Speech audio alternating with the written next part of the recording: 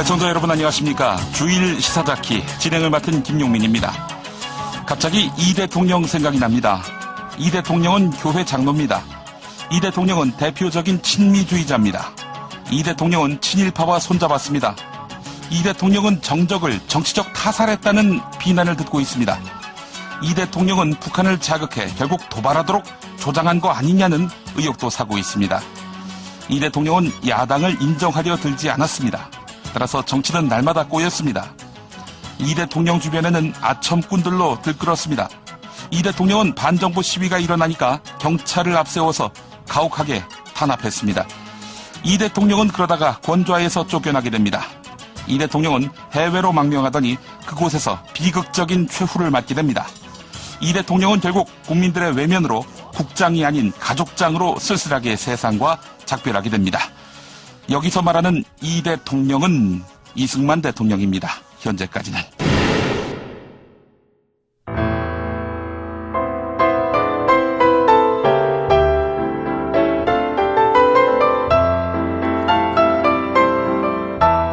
이 방송은 19금으로 과도한 비속어와 욕설이 난무하니 노약자, 임산부, 청소년은 청취를 삼가주시기 바랍니다.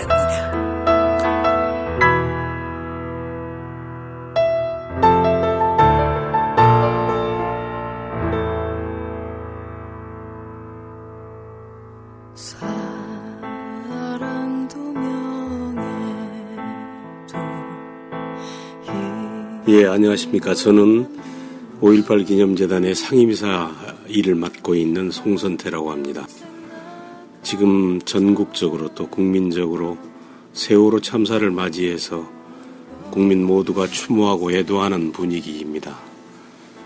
저희 5.18 행사위원회에서도 금년 행사는 세월호 참사의 국민 추모적인 분위기에 동참하기 위해서 모든 행사를 무기한 연기하거나 취소하고 있는 실정입니다.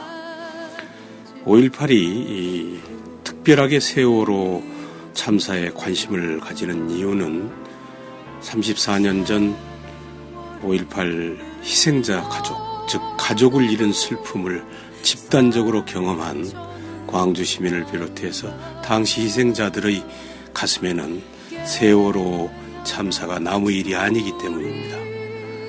그래서 절대 가족을 잃은 슬픔의 당사자로서 세월호 참사를 잊어서는 안 된다는 취지에서 행사도 취소하고 줄이고 연기하고 그렇게 하고 있습니다.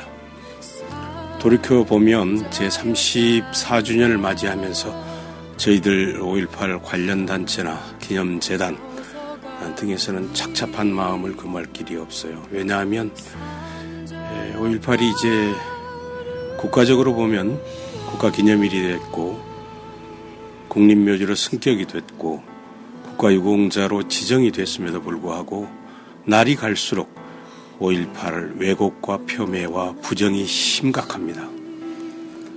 특히 우려되는 것은 청소년들의 역사인식에 막대한 악영향을 미칠 수 있는 그런 현상이 빈발하고 있습니다.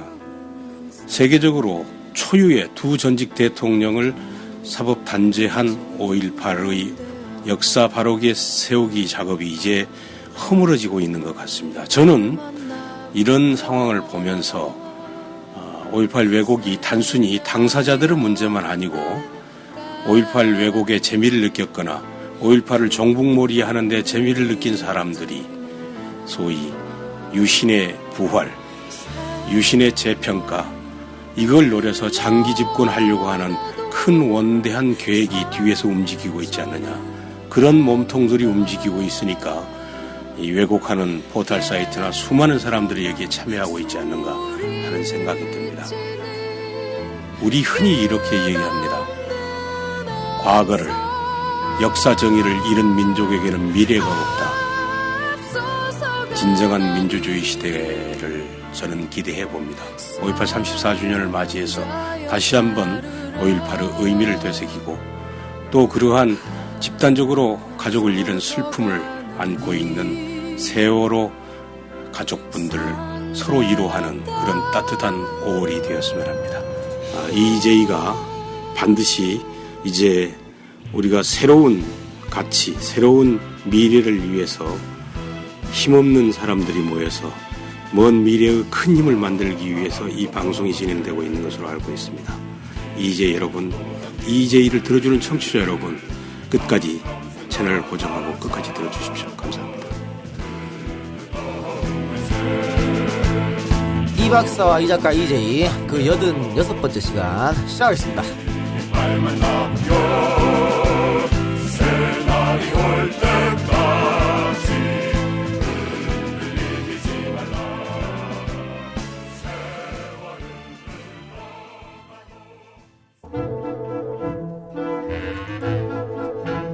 제 딸을 위해 만들었습니다.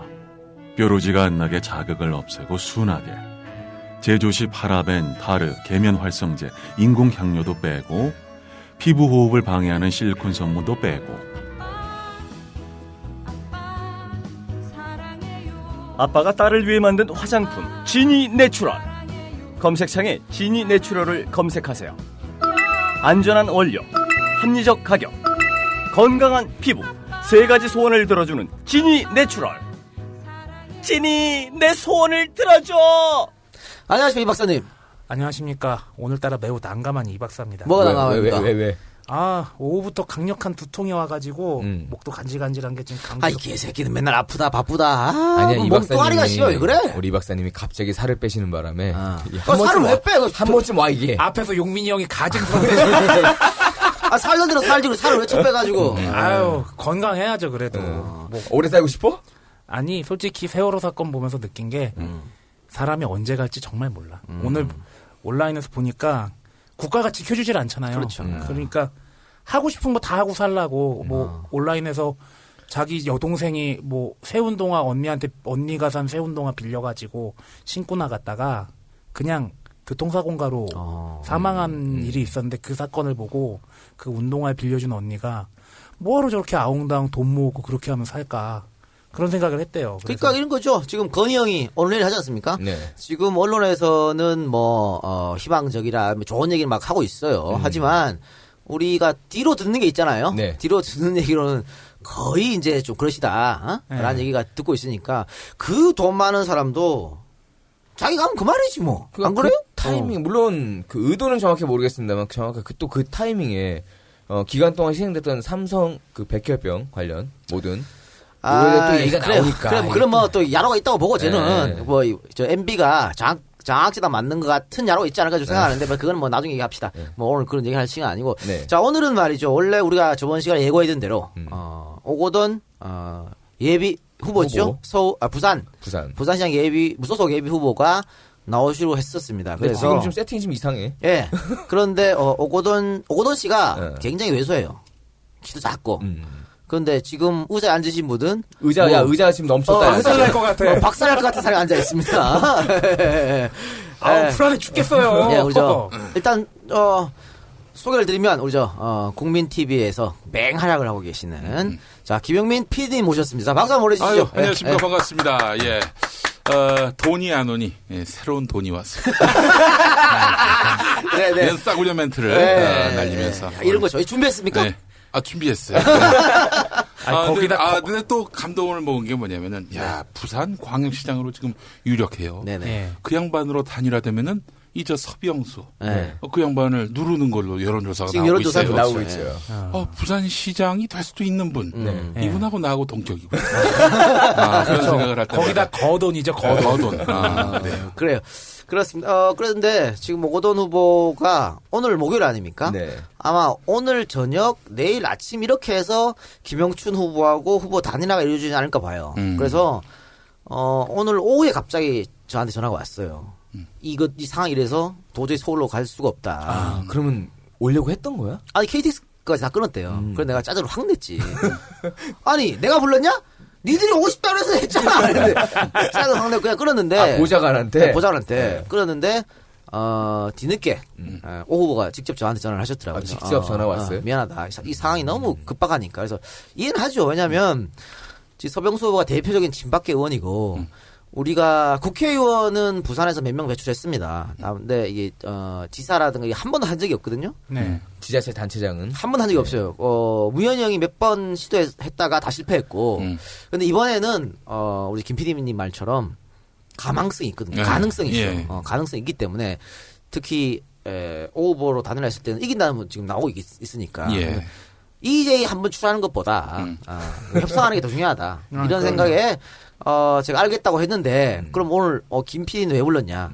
오늘 제가 그 전에 이제 예고를 해서 많은 분들이 오셨어요. 오늘 그렇죠. 지금 안가에 정말 오랜만입니다. 꽉 찬 거. 네. 꽉 찬 거, 기다리시고 이분들 그냥 보낼 수가 없다. 그래서 오거돈 만큼 좋아할 사람이 누가 있냐? 이 근처에. 이 근처야 또. 멀리 찾으면 안 와. 반경 한 2km 그렇죠. 이내에서 찾아야지. 그러니까 우리 시사대지가 딱 생각나더라고요. 그래서 제가 정말 죄송한데 전화를 드렸더니 흔쾌히. 아이고 감사합니다. 너무 정말 고맙습니다. 감사합니다. 네, 너무 고마워서. 별 말씀을요. 우리 사실 우리 세 분하고 저는 예전부터 그렇죠. EJ 시작하기 전, 낙곰수 시작 전부터 알고 있죠. 뭔가 좀 연관이 교감이 있었어요. 있는 진보의 일배. 예, 진보 일베에서 활동하던 네 사람인데 사실은 제가 2012년 총선 투표 당일 개표할 때죠. 그때 갔어요, 공릉동에 제가. 진짜 오셨어? 그때 사무실 저랑 다 같이 갔습니다. 갔어요. 네. 갔는데 그때 어떤 출구조사에서 지는 걸로 나와가지고 와서 인사받고 가시더라고. 전 이길 줄 알았어요. 솔직히 얘기해서. 뭐 그때 읍소도 하고 막 아주 고개를 90도 숙여가면서 한 것도 뭐 사실은 이긴다는 그 전제 속에서 짠 전략이지 질 것 같으면 그렇게 안 했지. 그렇죠. 근데 그때 붙었던 후보가 이름이 뭐였죠? 이름이 벌써 까먹었네. 그러니까. 노근리. 노근리 후보. 이노근 후보. 이노근 후보는 그때 우리 김용민 PD께서도 열심히 했는데 그 양반은 그 연세 김밥을 우거우거 악으로 씹어 먹으면서 했다고. 근데 뭐 토론이나 이런 거 보면은 우리 김 후보가 그 당시로는 압도적이었는데 좀 어떻게 역시 막말. 막말 때문에 졌지 뭐. 그러니까. 근데 이제 막말도 막말이었지만은 중요한 건 뭐냐면은 우리 새누리당 의원들의 이 막말에 비교하면은 이건 거의 뭐 무슨 사전에 나올 말만 한 거 아니에요? 이노근 그 양반 막말도 클래스가 달라. 김용민 떨어뜨리려고 일부러 그렇게 프레임을 짜서 그렇게 공격을 한 거였고. 그렇지. 뭐, 그 상황에서 내가 느낀 게 몇 가지가 있었어요. 선거 때 얻은 교훈이 있는데 우선 첫 번째로 그때 내가 내 선거라는 인식이 좀 부족했다. 가장 큰 페이는 난 거기 있다고 봐요. 그러니까 나는 그 당시 몸과 영혼을 빌려줄 뿐이다. 이런 마음으로 나갔었는데 그건 아니었다. 정말로 갖고 싶다. 정말로 하고 싶다라는. 난 권력을 가져야 되겠다. 이런 의지가 불타야 되는데 그런 모습을 보여주는 삶을 살아오질 못했기 때문에 그러니까 좀 굉장히 염치 따지는 근데 정치를 하려면은 염치를 따지면 안 돼요. 안면 뭘 써야죠. 사실은 내가 그때 어마어마한 욕을 먹었잖아요. 어마어마한 그런 질타와 비난과 견제와 이런 것들을 당했을 때는 도저히 감당이 안 됐어. 그런데 지금 보니까 가끔씩 언론 특히 조선일보에서 이렇게 씹을 때는 그 에너지가 막 생기는 거야. 불타오르고 나의 존재감을 확인한 것처럼 이게 바로 이 정치인병이에요. 이게. 그 정봉주도 남이 누가 씹어주면 그렇게 아주 기분이 좋고 힘이 샘솟는다는 거야. 미친 사람 아닌가 싶었는데 이제 드디어 난 그걸 확인했었어요. 그럼 다음번 나가시면 되죠. 안 나가. 왜냐하면은 일단 공천받을 당이 없고 새누리당은 내가 받아줄지 모르겠다. 그렇죠. 여고가 대반전 아니야 대반전. 근데 지금까지 그렇게 하셨던 정치 욕이라든지 그런 권력에 대한 욕구라든지 그런 것들이 없다는 문제를 스스로가 고백을 하셨는데 요 얘기는 지난번 대선에 박근혜 후보의 상대편이었던 사람에 대한 지적과 비슷한 것 같은데 맞아. 이거는 김용민의 문재인화 뭐 이런 걸 노리는 건 아닌가 싶기도 하고요. 그러니까 문재인 후보의 가장 큰 문제점 중에 하나 권력이 없는 거 아니냐 이런 얘기 있었죠. 그렇죠. 그러니까 이 싸움이라는 건요. 무슨 반칙하고 이런 거 이기고 봐야 돼. 그러니까 걔들이 그렇게 한 거 아니에요. 근데 우리는 그렇지 않거든. 야 정정당당하게 하고 이렇게 하는데 저쪽은 반칙 때문에 그런 반칙이 없었지. 말도 안 되는 거는. 여기서 아주 중요한 명언을 하나 남기겠습니다. 강한 것이 옳은 것을 이긴다. 오늘 멘트 많이 준비해 오셨는데 보니까. 아니에요. 아침에 누구한테 들은 얘기를 전하는 건데 누구한테 들었느냐? 정청래 의원. 여기 지역구. 우리 또 청래 형도 요즘 욕 많이 드시고 계시더라고. 근데 청래 형이 나는 뭐랄까요, 정치에 좀 교본 같은 분이다라는 생각이 드는 게 할 말은 다 해요. 네.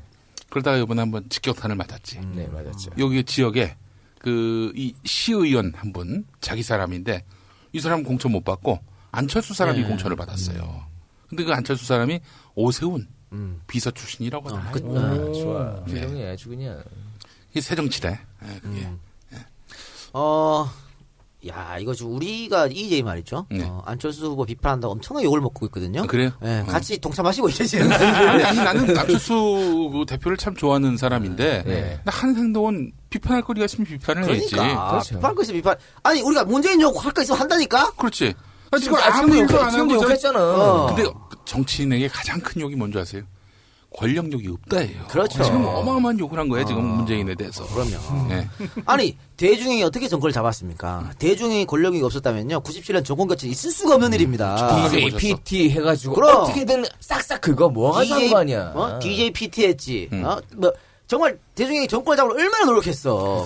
그런 권력력 의지가 있어야 정권을 교체하는 거지. 그 다음에 할 걸 하면 되는 거 아니야? 난 95년에 그 사건을 잊을 수가 없어요. 그 DJ가 정계 복귀를 했잖아요. 네. 어마어마한 욕을 먹지 않았습니까? 네. 특히 그 뭐라고 얘기했냐면은 그 미안하다. 내가 정계 은퇴한다고 했는데 내가 거짓말하는 게 아니라 약속을 못 지키는 것이다. 그 말 들었을 때는 멘붕이 왔었어. 뭐 대중형을 그때 특별히 지지한 건 아니었지만 네. 야, 이 양반 그래도 과거에 민주화 운동, 고문 투옥 경력 네. 이런 것들이 있는데 한 방에 날리는구나. 근데 그 근데 그때 양반이요. 그런 생각을 했었는데 그 무렵에 어떤 분이 이제 DJ를 찾아가서 내가 평생 당신한테만 표를 줬지만 당신은 내가 봤을 땐 정치인, 현실 정치인보다는 아니, 당신은 이런 어떤 권력을 추구하는 정치인보다는 철학자, 위인 이렇게 남는 것이 좋겠다. 얘기를 했더니 어이 아무기 변호사 나는 현실 정치인이요. 이런 얘기를 했단 말이죠. 예. 방금 지금 김 PD 말씀하신 대중형의 말 이거는요. 대중형 전매 특허 옛날부터 했어요. 아, 그러니까 YS가 맨날 욕했거든. DJ 당신 너무 거짓말 많이 한다. 네. 그럼 항상 뭐라 했냐면 나는 거짓말 한 적이 없다. 약속 안 지켰을 뿐이지. 이랬다고. 늘 그 사람이 쓰던 말이에요. 그러니까 그게 이제 현실 정치인하고 명령을 같이 하는 건데 네. 방금 말씀한 것처럼 정치인이라면요. 권력이 있어야죠. 아니 정당의 존재 이유가 뭡니까? 정권 탈환이거든. 그거 아니면 정당이 있을 필요가 없는 거지. 그 마찬가지로 우리 새정치연합에서 우리 뭐 비판도 많이 받고 네. 또 우리가 비판할 거 있으면 하지만은 결국은 이번 다가오는 지방선거에서 승리하는 게 목적인 거고 궁극적 목적은 정권 교체입니다. 그렇죠. 아니, 중요한 말씀하셨어. 우리가 솔직히 얘기해서 참 불임의 그 아픔을 가지신 분들을 뭐 이렇게 우습게 보거나 그런 차원은 아니고 그런 의미는 아니고. 정권을 예. 못 가지는 정당을 일컬어서 불임 정당이라고 하잖아요. 네. 마찬가지거든요. 권력욕이 없다는 거는 그 사람에게 이 어떤 권력을 만들어낼 능력이 없다는 얘기 아니겠어요. 그렇기 때문에 권력욕이 없다는 거는 아주 굉장히 그래요. 예.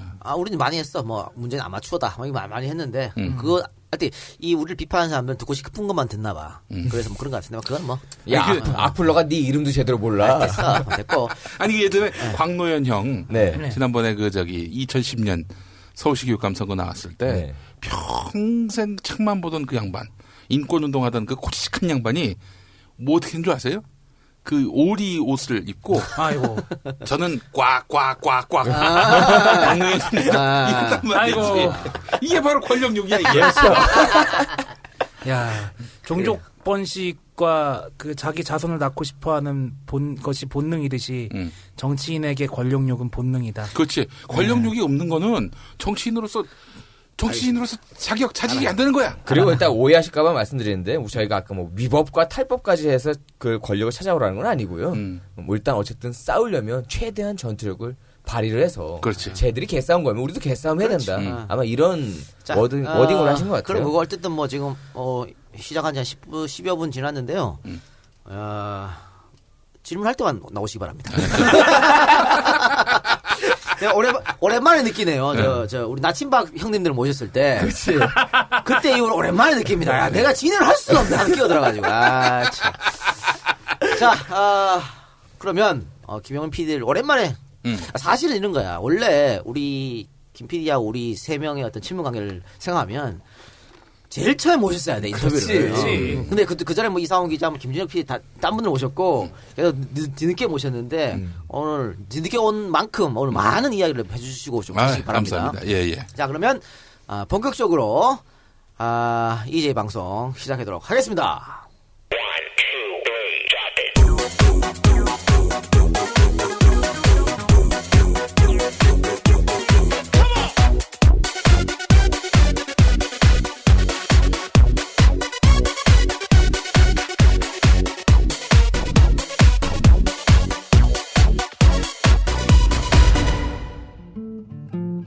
무얼 먹고 자랐기에 그렇게 고지방 쇠고기가 되는 걸까요? 혀끝에서 살살 녹는 쇠고기가 진짜 쇠고기일까요?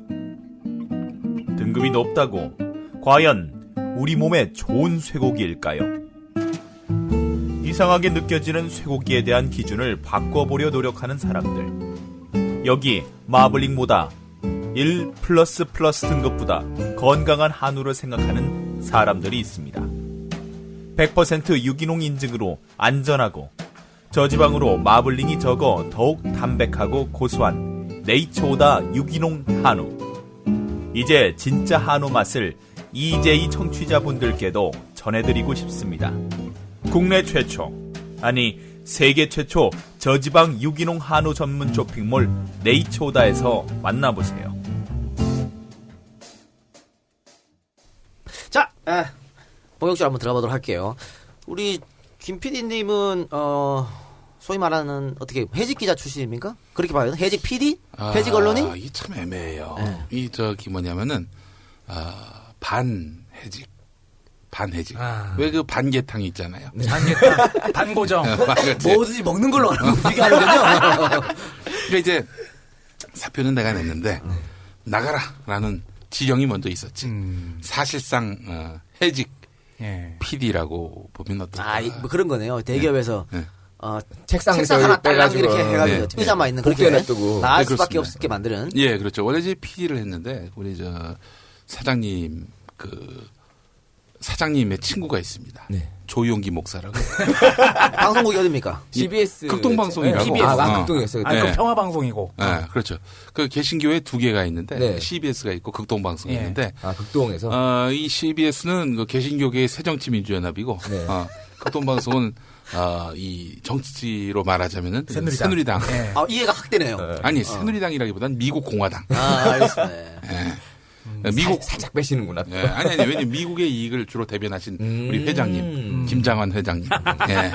그래서 그런 건데, 그러니까 이 양반이 있는 때 제가 뭐 사실은 그때는 2년차 사원이었는데 조용기 목사를 비판했어요. 제가 홈페이지를 직접 만들어 가지고, 그래가지고 마틴 루터처럼 종교 개혁을 하려면 나가서 해라. 회장님이. 네, 회장님이 당시 사장이었지. 예. 근데 그렇게 해서 이제 사표를 결국 그렇게 안 하면은 그건 노조도 없고 뭐 이런 뭐 나의 말에 동조해주는 심정적으로 동조해주는 사람이 있지만 드러내놓고 동조해주는 사람이 없으니 거기서 굳은 꼴 보는 것보다 차라리 나가는 게 낫겠다. 아니 사실 김정은 목사에게 들이받은 것만으로도 사상 최초야 이게 거의. 그래가지고 이제 결국에는 그만뒀죠. 그러면 그만둔 날이 재밌어. 10월 30일자로 이제 사표가 수립이 됐는데 10월 30일이 마틴 루터가 종교 개혁한 날입니다. 아니, 갖다 붙이지 말고. 그러다 보니까 그게 됐어. 의미를 갖다 붙이려 하지 말고. 자, 그러면 애초에, 내가 조용기를 좀 비판해야겠다. 뭐, 계기가 있습니까? 왜 내가, 아무도 안 하는데, 왜 내가. 지금 조용기 목사가 재판정에 서가지고 유죄 판결 받고 아주 굳은꼴 다 당하고 있잖아요. 자기 아들 때문에, 큰아들 때문에. 네. 사실 큰아들이 스포츠 신문을 만들었단 말이지. 스포츠투데이. 거기는, 이런 소문도 있었어요. 살색 잉크가, 모자라다.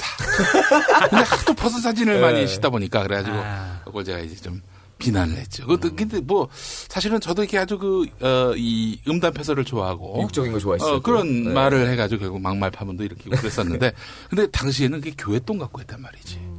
아니 최소한 아무리 그래도 그렇지. 근데 교회 돈 갖고 그 음란 신문을 만듭니까? 그러니까 그거 가지고 그거 하면 이건 좀 그림상. 그렇지. 아니 그 사람 삶 자체가 그런데 뭘. 오른쪽 하면서 쓱 돌아보시네. 그래서 이제 그걸 내가 이제 비판을 했어요. 예. 근데 비판하게 된 계기가 있었는데, 저는 김장환 사장님의 그 일대기를 뭐 이렇게 다룬 책이 나왔습니다. 그를 만나면 마음에 평화가 온다. 근데 그 간부들부터 그를 만나면 이제 소화불량이 온다. 뭐 이렇게 이제 자기들끼리도 그렇게 얘기하고 네. 다녔다고. 그런데 이제 그 출판 기념회를 하는데 와 전두환, 노태우, 김영삼이 오는 거야. 전두환, 노태우, 김영삼을 한 자리에 풀 수 있는 인물은 김장환 목사밖에 없어요. 조영기 목사도 오고 막 그랬는데 그때 여직원들을 전부 다 한 미장원에서 머리를 해가지고 갔단 말이죠. 대한민국에는 그런 그 한 미장원을 잡아가지고 여직원이 가서 그렇게 하는 데는 유흥업소하고 극동방송밖에 없었어요. 아니 목사님 스타일이 고정적입니까? 왜 한 대로 부르지? 아니 이제 저 머리를 상공머리처럼 떴나 그랬어 그때. 하여튼 갔더니 이게 정말 목불인견인 거야. 이게 우리 사회의 모든 이런 수고기득권 세력들이 다 모여 있는 거지. 그래서 어처구니가 없었는데 내가 여기서 그래도 나름대로 언론인으로 살겠다고 마음먹은 사람이 말이죠. 네. 여기서 김장환 목사의 내가 이런 개가 될 수는 없다 해가지고 내 나름대로 할 말은 하고 살아야 되겠다. 김장환 목사를 직접 비판하는 건 아니더라도 하여간 한국 개신교의 문제점에 대해서는 기탄 없이 얘기해야 되겠다 해가지고 홈페이지 만들어서 막 썼는데 이게 걸린 거지. 그래가지고 여의도 순복음교회로부터 공문이 왔어요. 조치를 취해달라. 이 조치를 취해달라는 공문을 내가 입수를 해가지고 내 홈페이지에다 걸어놓고 나는 3박 4일 동안에 동원 훈련을 들어갔다 나왔죠. 그러니까 부당한 외부 압력이다. 그래 나왔는데 그런 저항을 한 적이 없어 극동방송 창사 이래. 나왔더니 난리가 났지. 집 근처로 국장들이 오고 뭐 그랬었어요 그때. 근데 그때 이제 내가 나중에 들은 얘기인데 저를 그 송신소 경비로 발령을 내려고 했었어. 송신소 경비면은 정말 외진 지역에 있는. 저기 시흥 쪽에 시흥 쪽. 그렇죠. 그쪽으로 이제 보내려고 했는데 이렇게 못했던 이유가 뭐냐면은 맞는 옷이 없었어. 맞는 옷이 없어가지고. 국장급 간부들은 그랬겠네요. 저 2년차 저 대새끼 때문에 진짜 우리가. 아니 근데 그 국장이 놀랬대. 이거는 동명이인이거나 누군가 해킹을 해가지고 올린 것일 거다. 저렇게 순종적이고 착하고 예의 바른 저 청년이 그럴 리가 없다. 일단 우리 김 PD님은 외모상으로는 그 투사의 외모는 아니거든. 그러니까 내 마음에 이 야누스적인 뭔가가 내가 지금은 굉장히 친절하고 예의 바른 그런 것 같지만 이 또 다른 경우에서는 불빛이 갑자기 약해지거나 그럴 때는 순식간에 동물로 바뀔 수 있는. 그런데 오늘 잘 모셨다. 왜냐하면 국민TV에서 사실관계 이야기하고 평론하고 이랬기 때문에 자기 얘기 한 적이 없거든. 오늘 물 만났네. 오늘 물 만난 것처럼. 아니 낙곰수 때도 내가 이런 얘기하면 다 잘렸어. 오늘 다 해요. 내가 다 하나도 안 잘라 다 내버려줄게. 질문 하나 드릴게요. 네. 그러면은 그때 당시에 극동방송이 규모가 좀 있는 회사잖아요. 뭐 그렇죠. 사원 수는 노조가 없어요? 노조가 없지. 없어요. 그 원칙이에요, 아니면? 그 사장이 네. 그 80년대 후반에 그랬다더만 그때 80년대 후반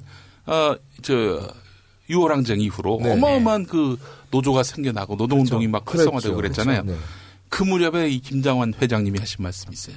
내 눈에 흙이 들어가기 전에 노조는 안 된다. 그래서 이병 처리 간 얘기 아니야? 근데 이 회장님의 말씀은 거의 이거는 하나의 어떤 법전 그 이상의 의미가 있고 헌법 그 이상의 의미가 있어서 그때 그 직원들이 그런 계획을 짰대요. 누군가 흙을 갖고 가다가 뿌려. 회장님 얼굴에 슬쩍 해가지고 눈에 흙이 들어가면 그때 노조 결성하자. 아니 그 진지하게 이걸 논의했다는 거예요. 진지하게 이거를. 이게 뭐 쌍팔년도 개그도 아니고. 아니 쌍팔년도 때 그랬어. 쌍팔년도 때. 아니 그럼 내부적으로 노조의 형태는 아니더라도 협의체나 이런 것들도 없나요? 상조에는 있지. 상조에. 상조에는 노조라고 말할 수 없는. 이게 뭐 그러네요. 우리가 저번 시간에 박태준 특집 했습니다. 포철도 그랬으니까. 네. 거의 비슷하게 흘러가는 거죠. 내가 그래서 이제 극동방송 그만두는 날 마지막 또 공교롭게도 숙직이었어요. 숙직이었는데 이제 그만두는 날 숙직을 해요? 그래서 이제 나중에 사장이 화가 났지. 저놈이 이제 그만두는 놈인데 밤새워서 회사를 지키게 하냐고 무슨 짓을 할지 뭔지 모르겠는데. 할지 모르는데. 근데 그때 한 짓이 하나 있지. 그 극동방송 가면은 지금은 이제 건물 부시고 새로 지었는데 네. 예. 그 밤나무가 하나 있어. 밤나무. 네. 네. 밤나무인데 이 사장이 굉장히 좋아했던 밤나무예요. 네.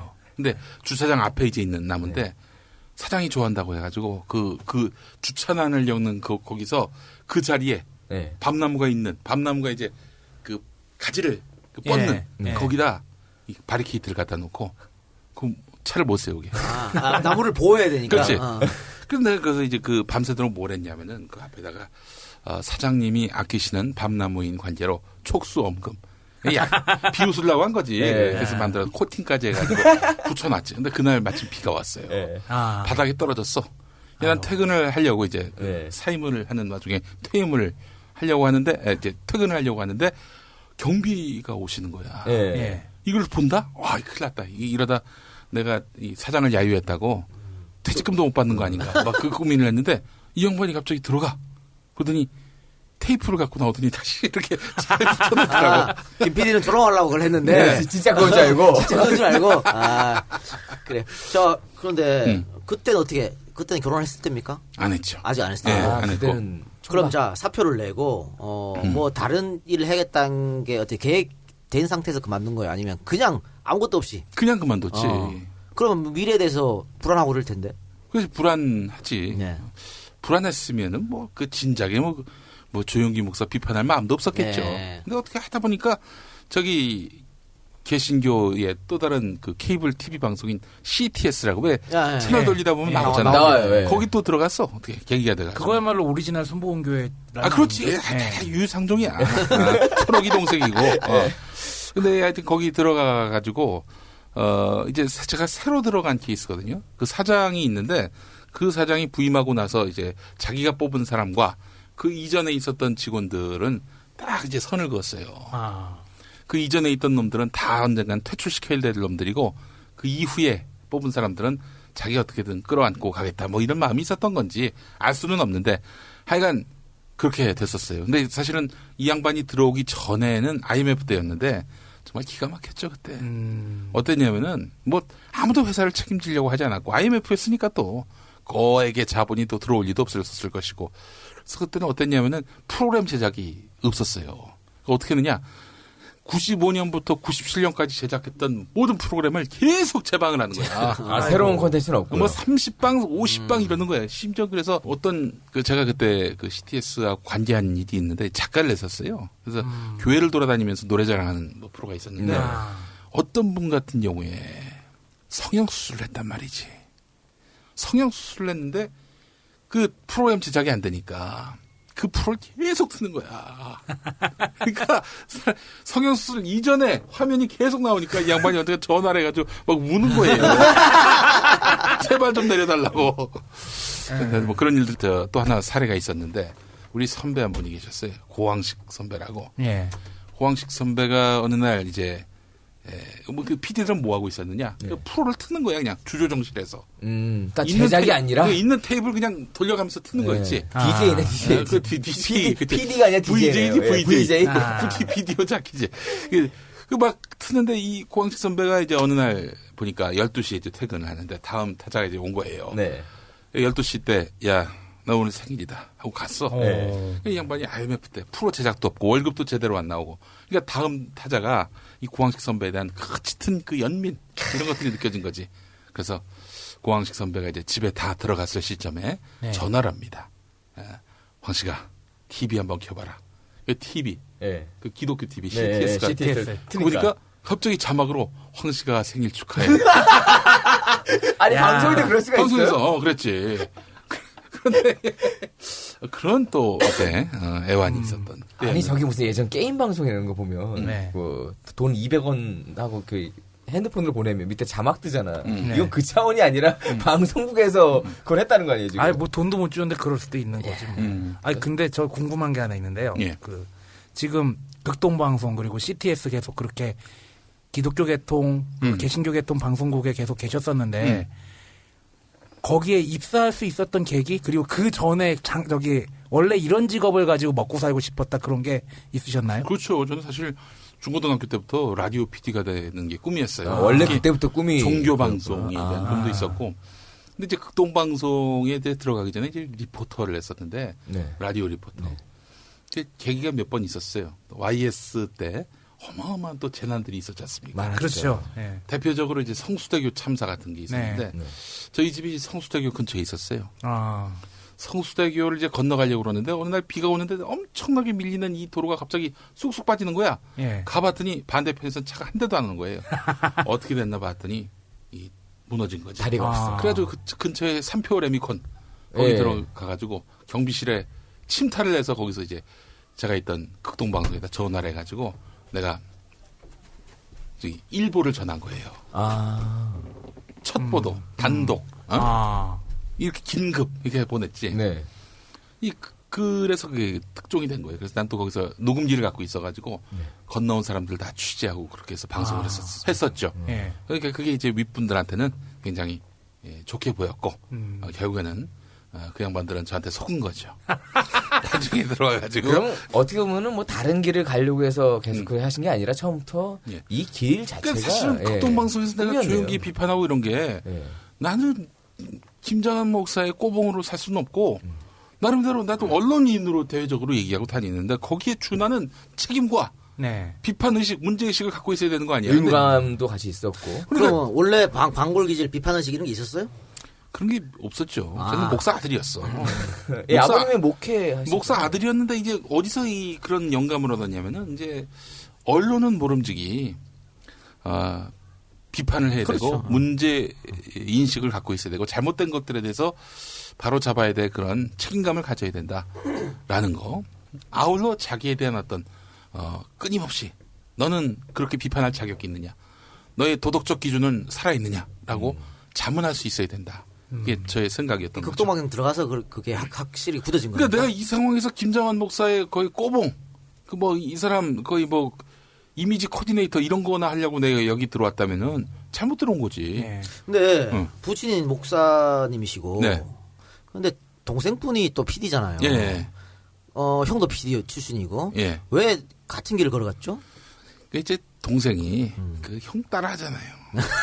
그게 있어요. 그게. 그래서 제가 사실은 이 친구 대학생일 때 제가 있었던 기독교 TV에서 네. 번역 작가 시켰어요. 영어를 아주 잘하는 친구거든. 그래서 그러다가 이제 그 엠넷에 들어갔더라고요. 실력 있는 친구. MBC 시험 봐서 13등까지 했으니까 못하는 건 아니지. 동생분이 또 이게 대박 프로그램 많이 했어요. 네. 집요한 면이 있어요, 그 친구가 아주. 네. 형보다 나은 것 같아요.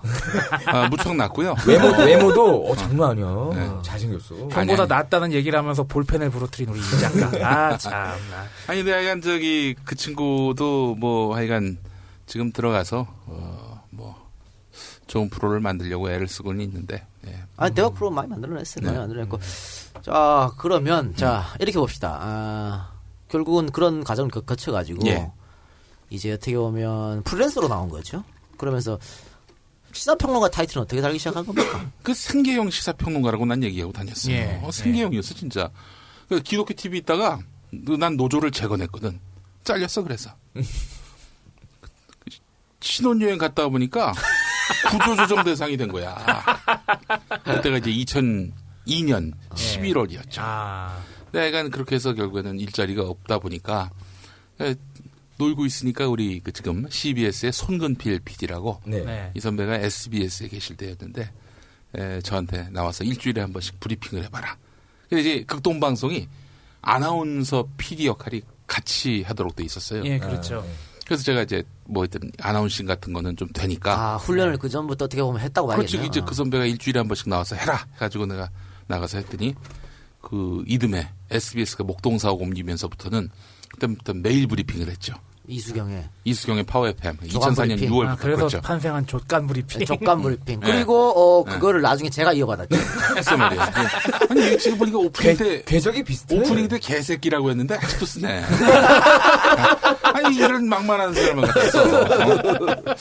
아니 근데 이제 사실은 2004년 6월부터 네. 이수경의 파워 FM 지금 러브 FM으로 이름 바뀌었는데 네, 바뀌었죠. 2012년 3월까지 제가 했어요. 뭐 한 8년 한 거지. 뭐 제가 그 러브 FM으로 바뀌면서 잘렸습니다.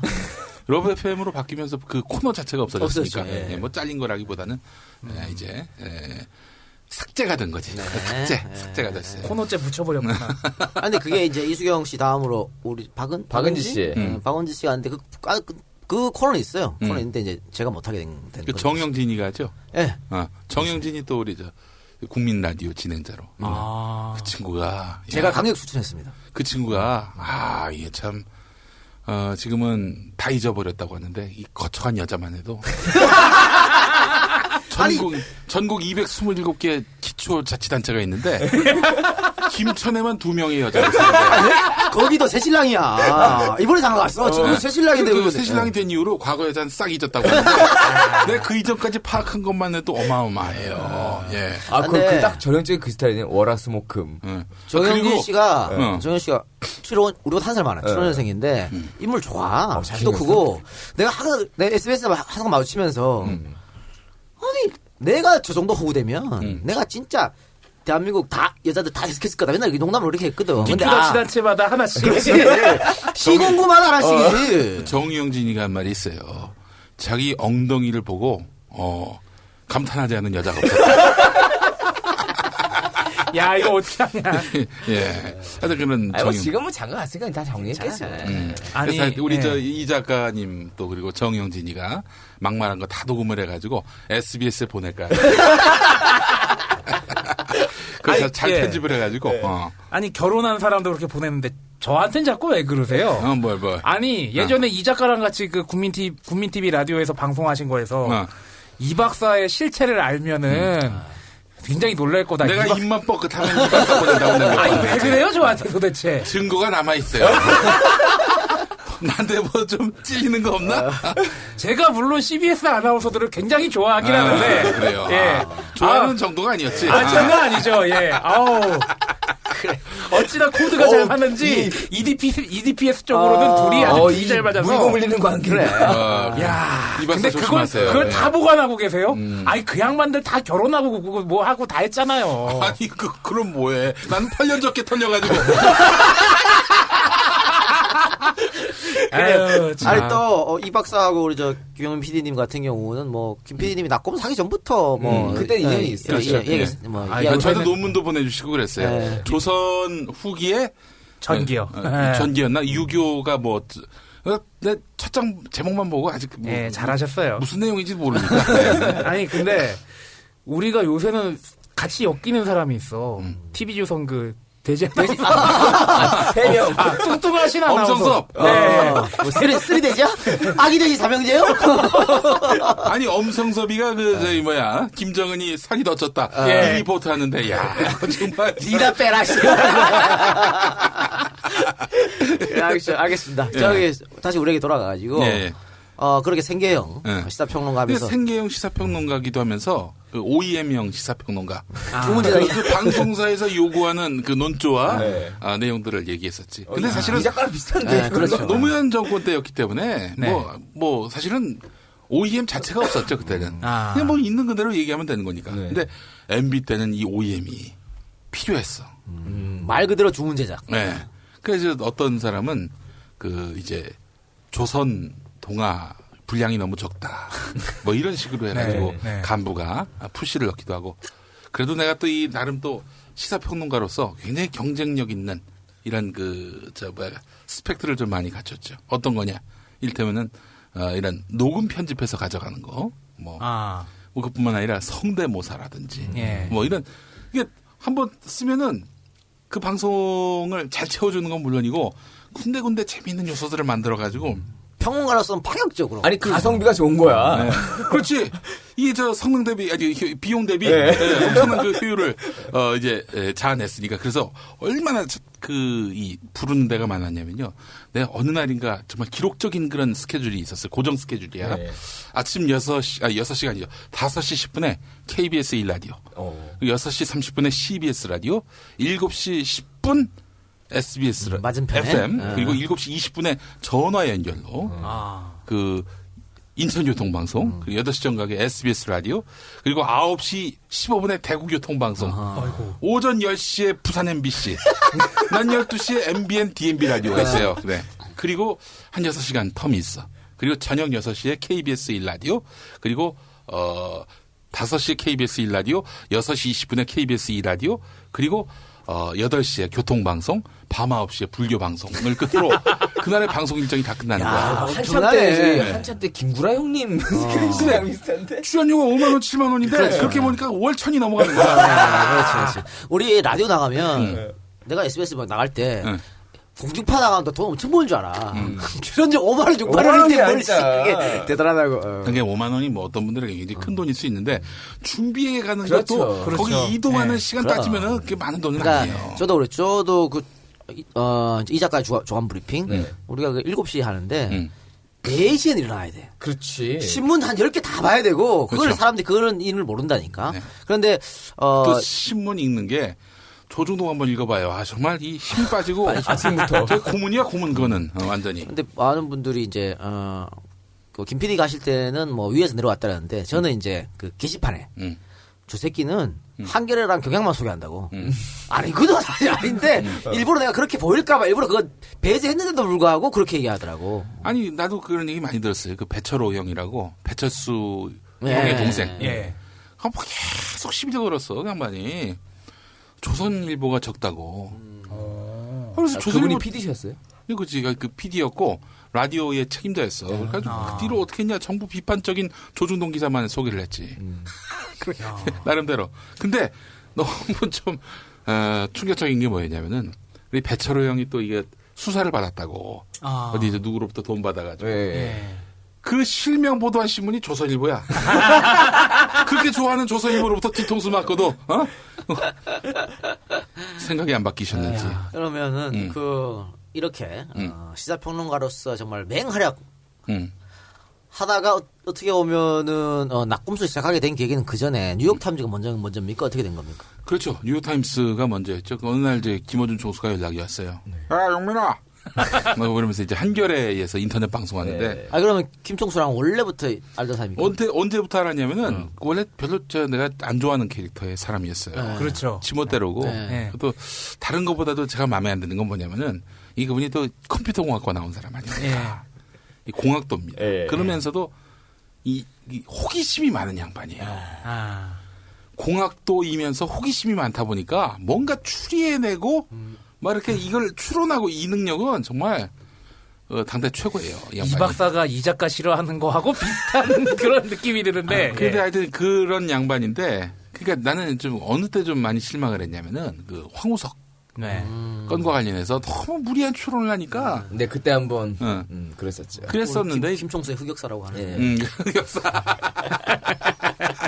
근데 그 형님이 그랬었어요. 뭐 나중에 또 자세히 얘기 들어보니까 황 교수에 대해서 10을 비판할 걸 100을 비판한다. 이런 차원에서 이제 접근했던 거라는 얘기를 들었는데 그래서 진중권이 그때 얼마나 김어준 씹었어.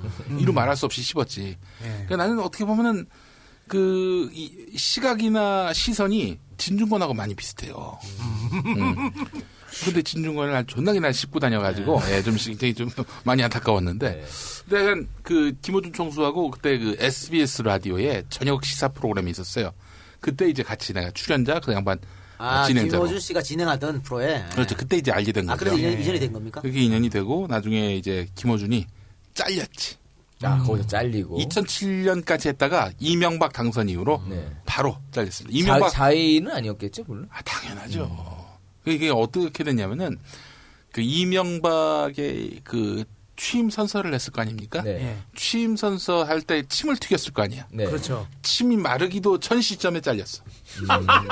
2008년 2월쯤에 잘렸어요. 제가 왜 자의라고 여쭤보냐면 물론 본인의 판단에 의해서 그게 더 좌우될 수 있지만은 그전부터 누적돼 있으면. 근데 이제 김어준 총수는 누구 편도 아니었는데 하여간 그 누구 편도 아닌 새누리당 정권에 의해서는 자기 편이 아니면 다 자릅니다. 그러니까 노무현 정권 때만 하더라도 이 편도 아니고 저 편도 아닌 사람 혹은 이 편 저 편 다 씹는 사람 이런 사람들이 중용될 수 있었는데 이명박 정권 때부터는 자기 편이 아닌 사람은 아예 못 나가게 돼 있어요. 이런 구조가 돼버렸지. 그러니까 김어준은 뭐 바로 아웃이었지. 근데 SBS를 보면 참 너무나 좀 재밌는 현상이 뭐냐면은 지금도 그러할 거예요 아마. 딴 방송은 비가 내린다. 네. 그러면 이제 그때부터 우산을 폈는데 SBS는 일기예보에서 비가 온다 그러면 그때부터 우산을 펴는. 그러니까 김어준 교체는 이명박이 압도적 그 지지율로 거의 네. 당선이 유력시되던 시점부터 거론이 됐었고. 이미 앞서 나가서 정리를 하기 시작한 거네요. 그렇지. 알아서 긴 거네요. 정리했지. 그래서 정리가 됐고 그 뒤로 이제 제가 김어준 총수하고 뭔가 대한방송을 함께 만들어야 되지 않겠는가. 네. 이런 논의는 했었어요. 그러다 흐지부지 그러다 이듬해 한겨레가 이제 인터넷 방송을 하면서 김어준의 뉴욕타임스를 하게 됐고 제가 거기 이제 들어갔죠. 근데 뭐 사실은 시작과 함께 들어간 건 아니고 황상민 교수께서 한 오해하시다가 이제 그만뒀는데 네. 할 게 없으니까 이제 제가 들어간 거죠. 그래서 시사 장학 퀴즈라는 포맷을 제가 만들어 가지고 들어간 겁니다. 그 이 중간중간에 나오는 뭐 영상들은 다 제가 만든 거예요. 옛날 PD 감각을 살려가지고. 근데 라디오 PD인데도 내가 영상을 또 만드는. 또 여전히 또 가성비가 좋군요. 그렇지. 영상 편집까지 하니까. 불필요한 그런 기능, 불필요한 스펙까지 있었으니까. 근데 그 전에는 김어준 씨랑 이 안면이 있으셨어요? 안면은 없었어요. 없었고 그냥 뭐 나는 알고 있었지. 김어준 유명한 사람이었으니까. 그런데 이제 그 양반하고 진행자 출연자로 만나게 된 거는 이제 SBS에서 처음 있었고. 그래서 그게 이제 낙곰수까지 연결된 거네요. 그렇죠. 이제 그러다가 이제 한겨레에 2010년 1월 1일 1월 첫 번째 그 코너에서 정봉주 전 의원을 불렀습니다. 이 정봉주 전 의원하고 우리 김어준하고 또 SBS 라디오에서 이미 또 인연이 있었고. 그렇죠. 나하고 정봉주 전 의원하고는 뭐 이렇게 긴밀한 사이는 아니었어요. 그냥 뭐 지나가다가 한번 인사 나누는 정도였는데. 근데 이제 그래서 1부 코너 시사장학 퀴즈는 내가 하고 2부 코너 봉도사의 PSI 요거는 이제 기억나네요. 그거는 또 이제 정봉주 의원이 했는데 한겨레 내부에서 말이 많이 나왔어요. 왜냐 뭐 방송 내용에 대해서 시비 걸진 않는데 봉도사의 포지션이 그런 거지. 아니 저 사람은 지금 국회의원은 아니지만 민주당 현역 당협위원장 아니냐, 그러니까 지구당 위원장 아니냐. 근데 저 사람도 현실 정치인인데 저 사람만 나오게 하면 안 된다. 한 주는 한나라당, 한 주는 민주당, 한 주는 뭐 또 뭐 자유선진당. 기계적 중립을 해야 된다. 또 한 번은 민주노동당 이런 식으로 해야 된다 그래가지고 이게 바로 제도권 언론의 한계구나 싶었지. 그래서 정봉주에게 뭔가 발언할 수 있는 기회를 만들어보자. 그러면 우리가 직접 편집권을 갖고 우리가 직접 출고할 수 있는 게이트키핑까지 할 수 있는 뭔가 방송을 만들어봐야 되는 거 아닌가 해가지고 이제 그때부터 작당하기 시작해서 여의도 극동 VIP 빌딩이라고 옛날에 민자당사에 있었던 그 건물 2층에 그 이제 방이 따로 있는 그 이제 대구탕 뭐 이거 하는 데가 있어요. 거기 가가지고 이제 밥을 먹으면서 몇 주 동안 이제 논의를 했었죠. 그래서 영상으로 할 것이냐, 오디오로 할 것이냐, 뭐 이거부터 시작해요. 포맷 결정부터 하고. 그건 기술적인 부분들은 제가 다 결정했어요. 오디오로 갑시다. 이게 좀 팟캐스트라고 있는데 나는 개념은 잘 모르지만 어쨌든 이젠 모바일이 대세다. 그렇기 때문에 모바일 시장을 공략하는 차원에서 그 가급적 파일 용량이 적은 오디오로 가자. 그래서 내가 알고 있는 우리 안가가 있는 대각선 맞은편에 저기가 있어요. 그 마포 FM. 거기서 이제 10만 원 하는 스튜디오 대여 비용을 5만 원으로 깎아가지고 이제 그래서 2011년 4월 28일부터 시작을 한 거죠. 그럼 시장에 대해서 미래 예측, 수요 분석을 하고 들어가신 거예요? 아니면 그런 그냥 매체가 있다. 그러니까 이게 지금 우리가 접근하기 좋다라는. 하다보니까 얻어 걸린 거예요. 그거보다도 DJ가 뭐 컴퓨터를 뭐 켜보기라도 했겠어요. 하지만 이런 정보 인프라 네트워크가 민주주의를 지킬 것이다라는 이런 철학이 있었을 거야. 촉이 있었고 철학이 그렇지. 있었다. 촉과 철학의 차원으로 접근해야 된다고 난 봐요. 기본적으로 저는 이 대한방송에 대한 꿈을 계속 가졌었거든요. 극동방송 잘릴 때부터. 내가 여기 아니고 뭐 할 데가 없는 줄 아느냐. 이런 마음으로 계속해서 시장을 연구하고 검토를 해봤는데 이 모바일 시장이 클 것 같다라고 판단이 들어서 모바일 시장에 적합한 미디어가 무엇일까. 아무리 인터넷 인프라가 좋더라도 뭐 동영상 한 편 다운받는데 200메가 이러면 안 되거든. 그 전에도 인터넷 관련 방송을 하셨잖아요. 네, 그렇죠.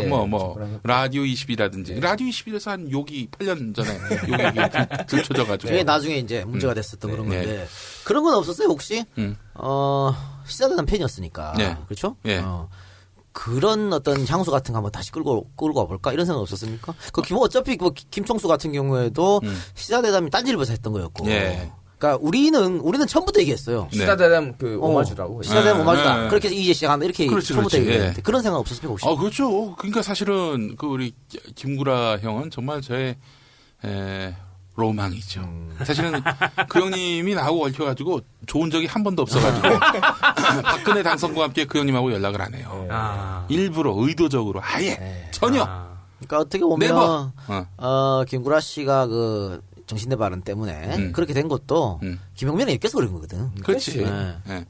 그래서 너무 죄송하더라고. 난 사실 그 형님하고 기왕이면 그 형님에게 도움이 되지는 못할 망정 폐가 돼서는 안 되는데 이건 너무나 많은 폐를 끼치는 것 같아가지고 아예 그냥 정권 바뀔 때까지는 연락하지 않는 걸로 했었는데. 처음에 시작할 때는 어땠습니까? 예? 성공할 줄 알았어요, 낙검수가? 그런 거보다도 저는 이제 이걸 성공시켜가지고 여론을 막 만들어내고 그런 마음은 추호도 없었고 저는 도리어 이런 대한 미디어들을 만들어야 되고 그리고 이런 건 있었죠. 정치적 맥락에서 보자면은 한겨레 TV의 그게 어떤 모든 방송이 다 장악된 마당에 이런 영상을 통한 정권 비판적 메시지가 있다면은 라디오적인 것도 하나 있어야 되지 않겠는가. 그러니까 이런 진보 미디어 시장의 확장으로 해가지고 지금 장악당한 언론들, 이 언론들에게 경쟁력을 좀 갖출 수 있는 뭔가 구조를 만들어야 되지 않겠는가. 사실 국민 TV 만들자고 했던 것도 그런 맥락이. 그러니까 그럼에도 불구하고 사실 초반에는 그 영상 버전 한이 TV가 됐든 뉴욕타임즈 그걸 비슷했거든요. 특히 저는 1회부터 팬이었어요. 열심히 들었는데 그거의 오디오 버전이라는 어떤 느낌은 질 수가 없었어요. 당연하지. 그러니까 낙검수에서 했던 얘기를 그대로 한이 TV 가서 얘기하고 그랬었어. 그래서 이래요 그랬지 내가. 그때는 재미라는 부분, 그다음에 외연 확장이라는 이런 부분은 사실 좀 미비했던 시점이었거든요. 그러다가 이제 주진우가 들어오면서 완전히 이제 새로운 어떤 국면이 조성됐죠. 그래요. 그리고 방금 계속 이제 대한 언론을 하고 싶었다 이렇게 말씀하셨는데 어쨌든 낙검수는 처음부터 이명박 정권 때까지 하겠다고 공표를 하고 계속 방송을 하셨고. 그리고 불행스럽게도 낙검수가 원하는 결과는 나오지 않았습니다. 박근혜 대통령이 당선됐으니까.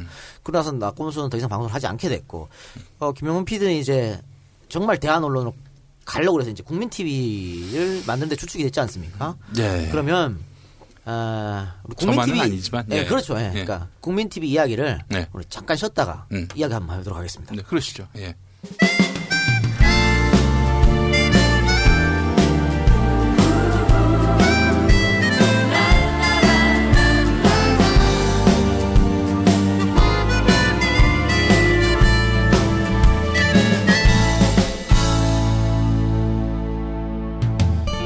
어떤 이름은 세상을 빛나게 하고 또 어떤 이름은 세상을 슬프게도 하네. 우리가 살았던 시간은 되돌릴 수 없듯이 세월은 그렇게 내 나이를 더해만 가네. 한때 밤잠을 설치며 한 사람을 사랑도 하고 360하고도 다섯 밤을 그 사람만 생각했지. 한데 오늘에서야 이런 나도 중년이 되고 보니 세월의 무심함에 갑자기 웃음이 나오더라. 월월월월 날아가자 날아가보자. 누구라는 책임으로 살기에는 내 자신이 너무나도 안타까워. 월월월월 떠나보자 떠나가보자. 우리 젊은 날의 꿈들이 있는 그 시절 그곳으로.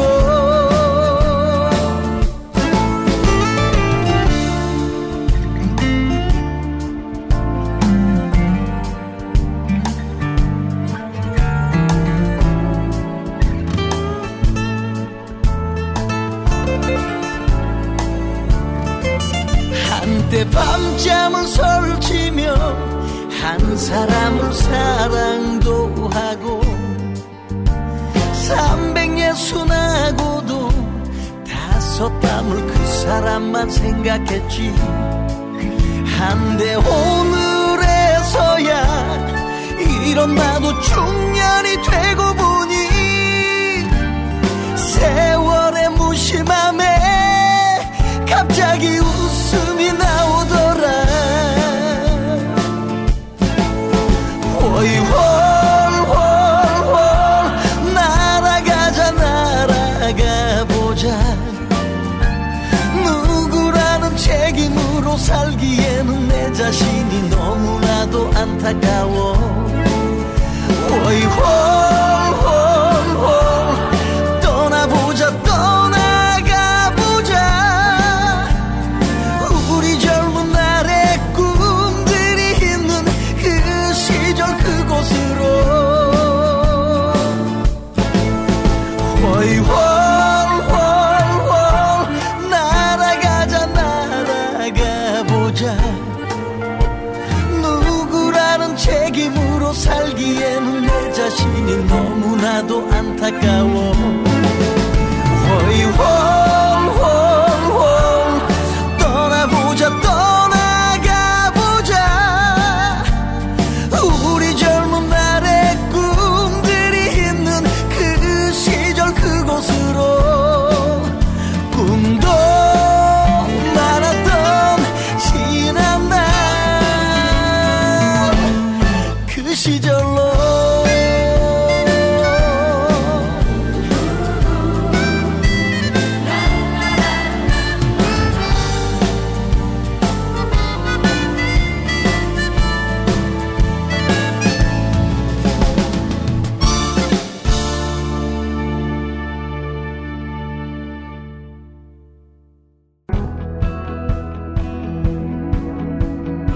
EJ 팟캐스트와 이름만 같고 전혀 상관없는 비공식 미지정 대리운전 협력업체 1670 EJ 대리운전 1670-2212 박수근인가 김수근이 해도 업계 1위 대리운전인데 이 작가님, 이 박사님, 세장님 믿습니다.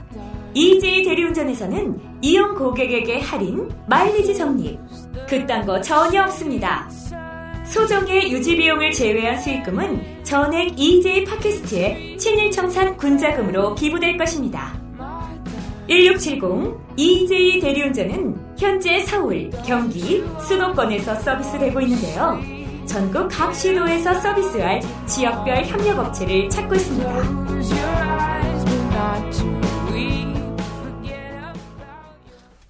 노래 한 곡 들었습니다. 노래 한 곡 들었고, 낙검수 끝나고 이제 국민TV를 이제 시작하시게 되는, 뭐 혼자 한 건 아니지만, 네. 역시 그겁니까? 대안론이 필요하다. 이명박 정권을 이어받아서 박근혜가 됐으니까. 네, 그렇습니다. 기울어진 운동장, 뭔가 변화가 필요하다. 아니, 다른 것보다도 제가 이제 12월 16일 그날 밤을 잊을 수가 없어요. 다 기억하시겠지만. 네. 김하영의 집에. 네. 서 이루어졌던 오피스텔. 네, 오피스텔. 그 이제 그날 용판이 형이 이제 발표한 거 아니에요. 용판이 형이 저하고 별 관계가 없습니다. 네. 예. 김용민, 김용판. 네, 2012년 한결 아니에요? 전이 아니에요. 네. 2012년 12월 16일 그날 밤에 문재인 박근혜 1대1 토론이 있었죠. 마지막 TV 토론이었습니다. 네. 보신 분들은 아시겠지만은 개 털렸습니다. 아니 뭐 털렸다기보다는. 네. 아니 이거밖에 안 된 사람이었나? 논리도 없고 아무것도 없었죠. 아니 그럴 거라는 짐작은 있었는데 거의 뭐 확정 실증하는 계기가 그러니까 아니었습니까? 대안을 내놔봐 어떻게 할 것인가. 네. 그랬더니 그러니까 제가 대통령이 된다잖아요.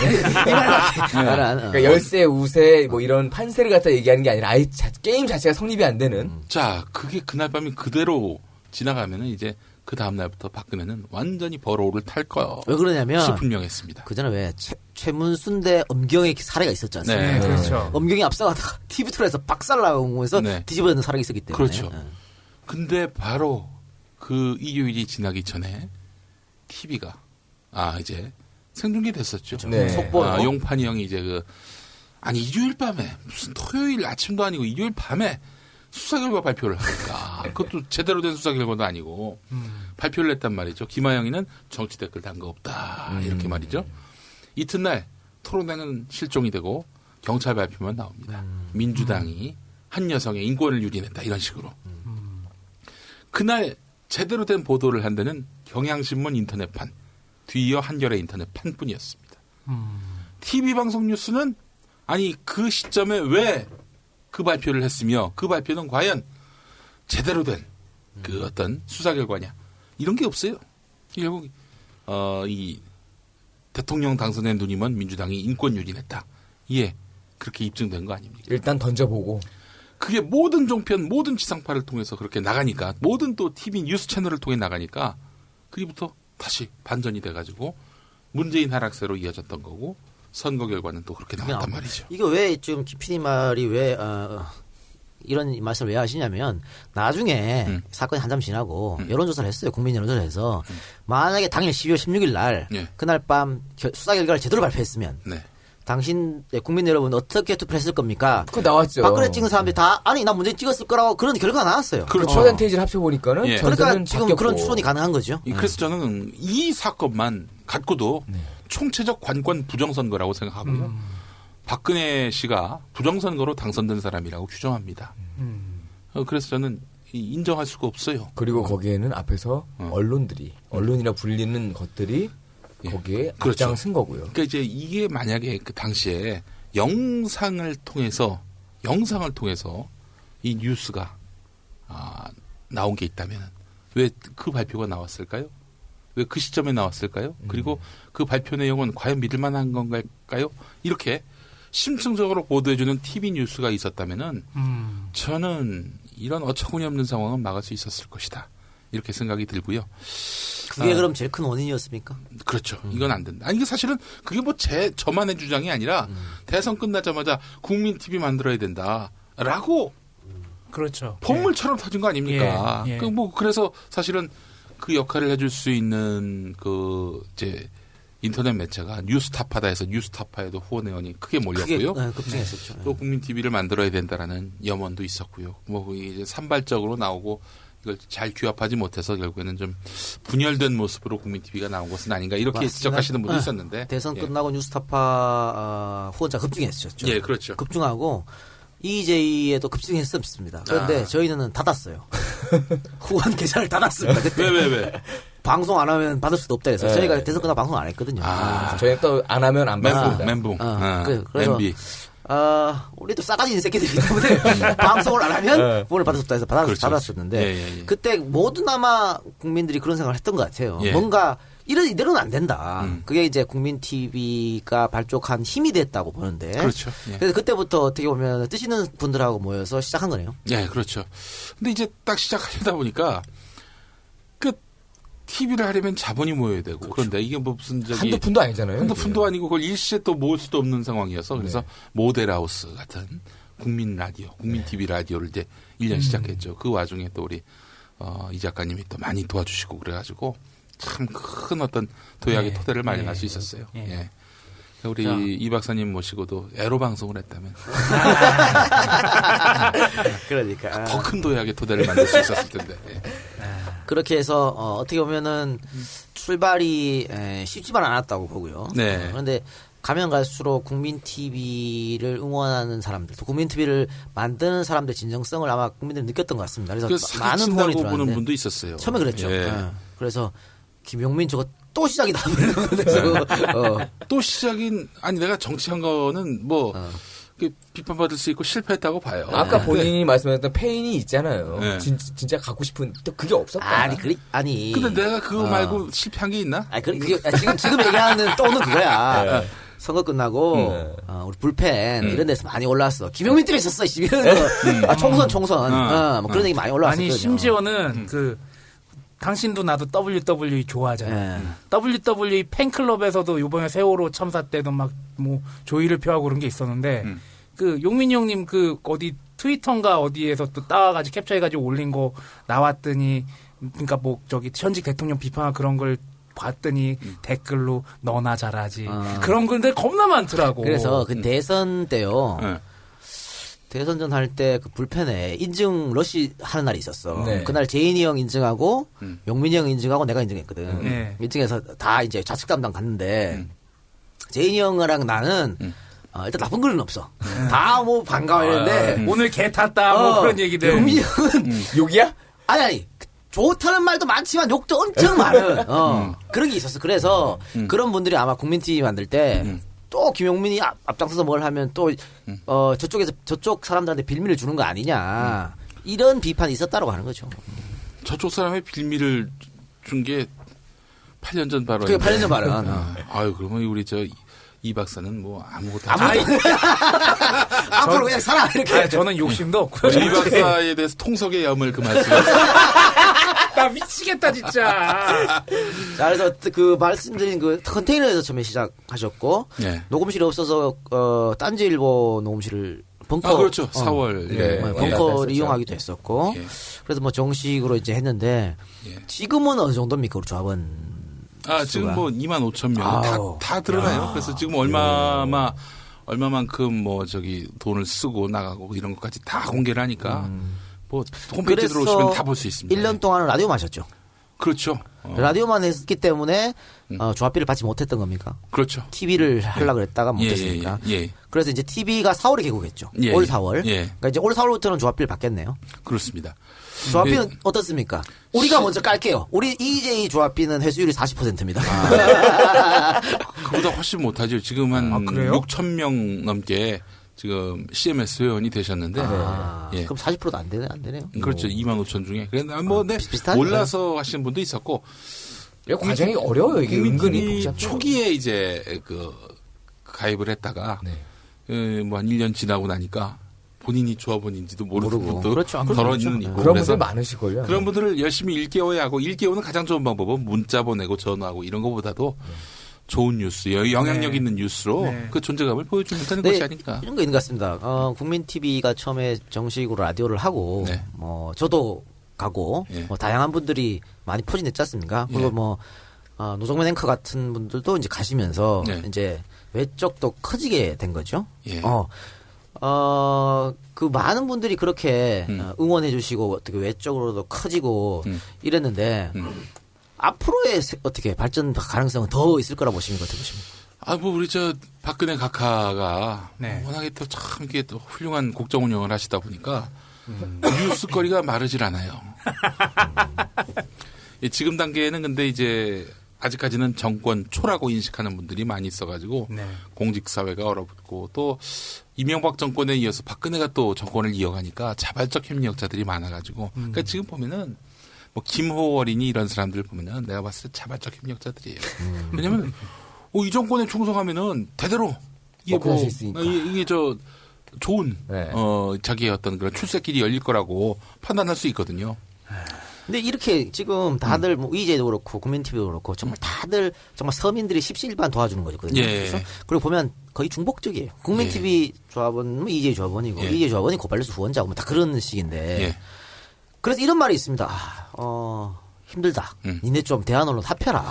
EJ하고 국민TV하고 합치면 좋아요. 왜냐면은 협동조합이기 때문에 합치기 쉬운데 주식회사거나 혹은 뭐 다른 구조가 되면은 이게 보통 어려운 게 아닙니다. 해산을 해야 되고 병합을 하려면. 그래도 이런 질문이 많아요. 국민TV 어떤 색깔이나 방향 같은 거 물어보시는데 지금 말씀하신 것처럼 뉴스타파는 탐사보도 위주를 많이 했죠. 그리고 고발 뉴스는 현장 취재 많이 했죠. 그리고 팩트TV는 뭐 어떻게 보면 뉴스 종편 같은 개념 생중계 많이 하고 그럼 뉴스K는 어떤 부분을 지향하냐라는 얘기를 많이 물어보세요. 데일리 9시 뉴스죠. 데일리 TV 지금 1시간 하시죠? 그렇죠. 이제 예를 들면은 뉴스타파를 기존 방송 포맷에 대입해 보면은 PD 수첩 추적 60분 기회라고 검색했고 우리는 9시 뉴스 같은 거예요. 지금 데일리로 하루에 1시간 방송하기 위해서 인원이 어느 정도 되죠?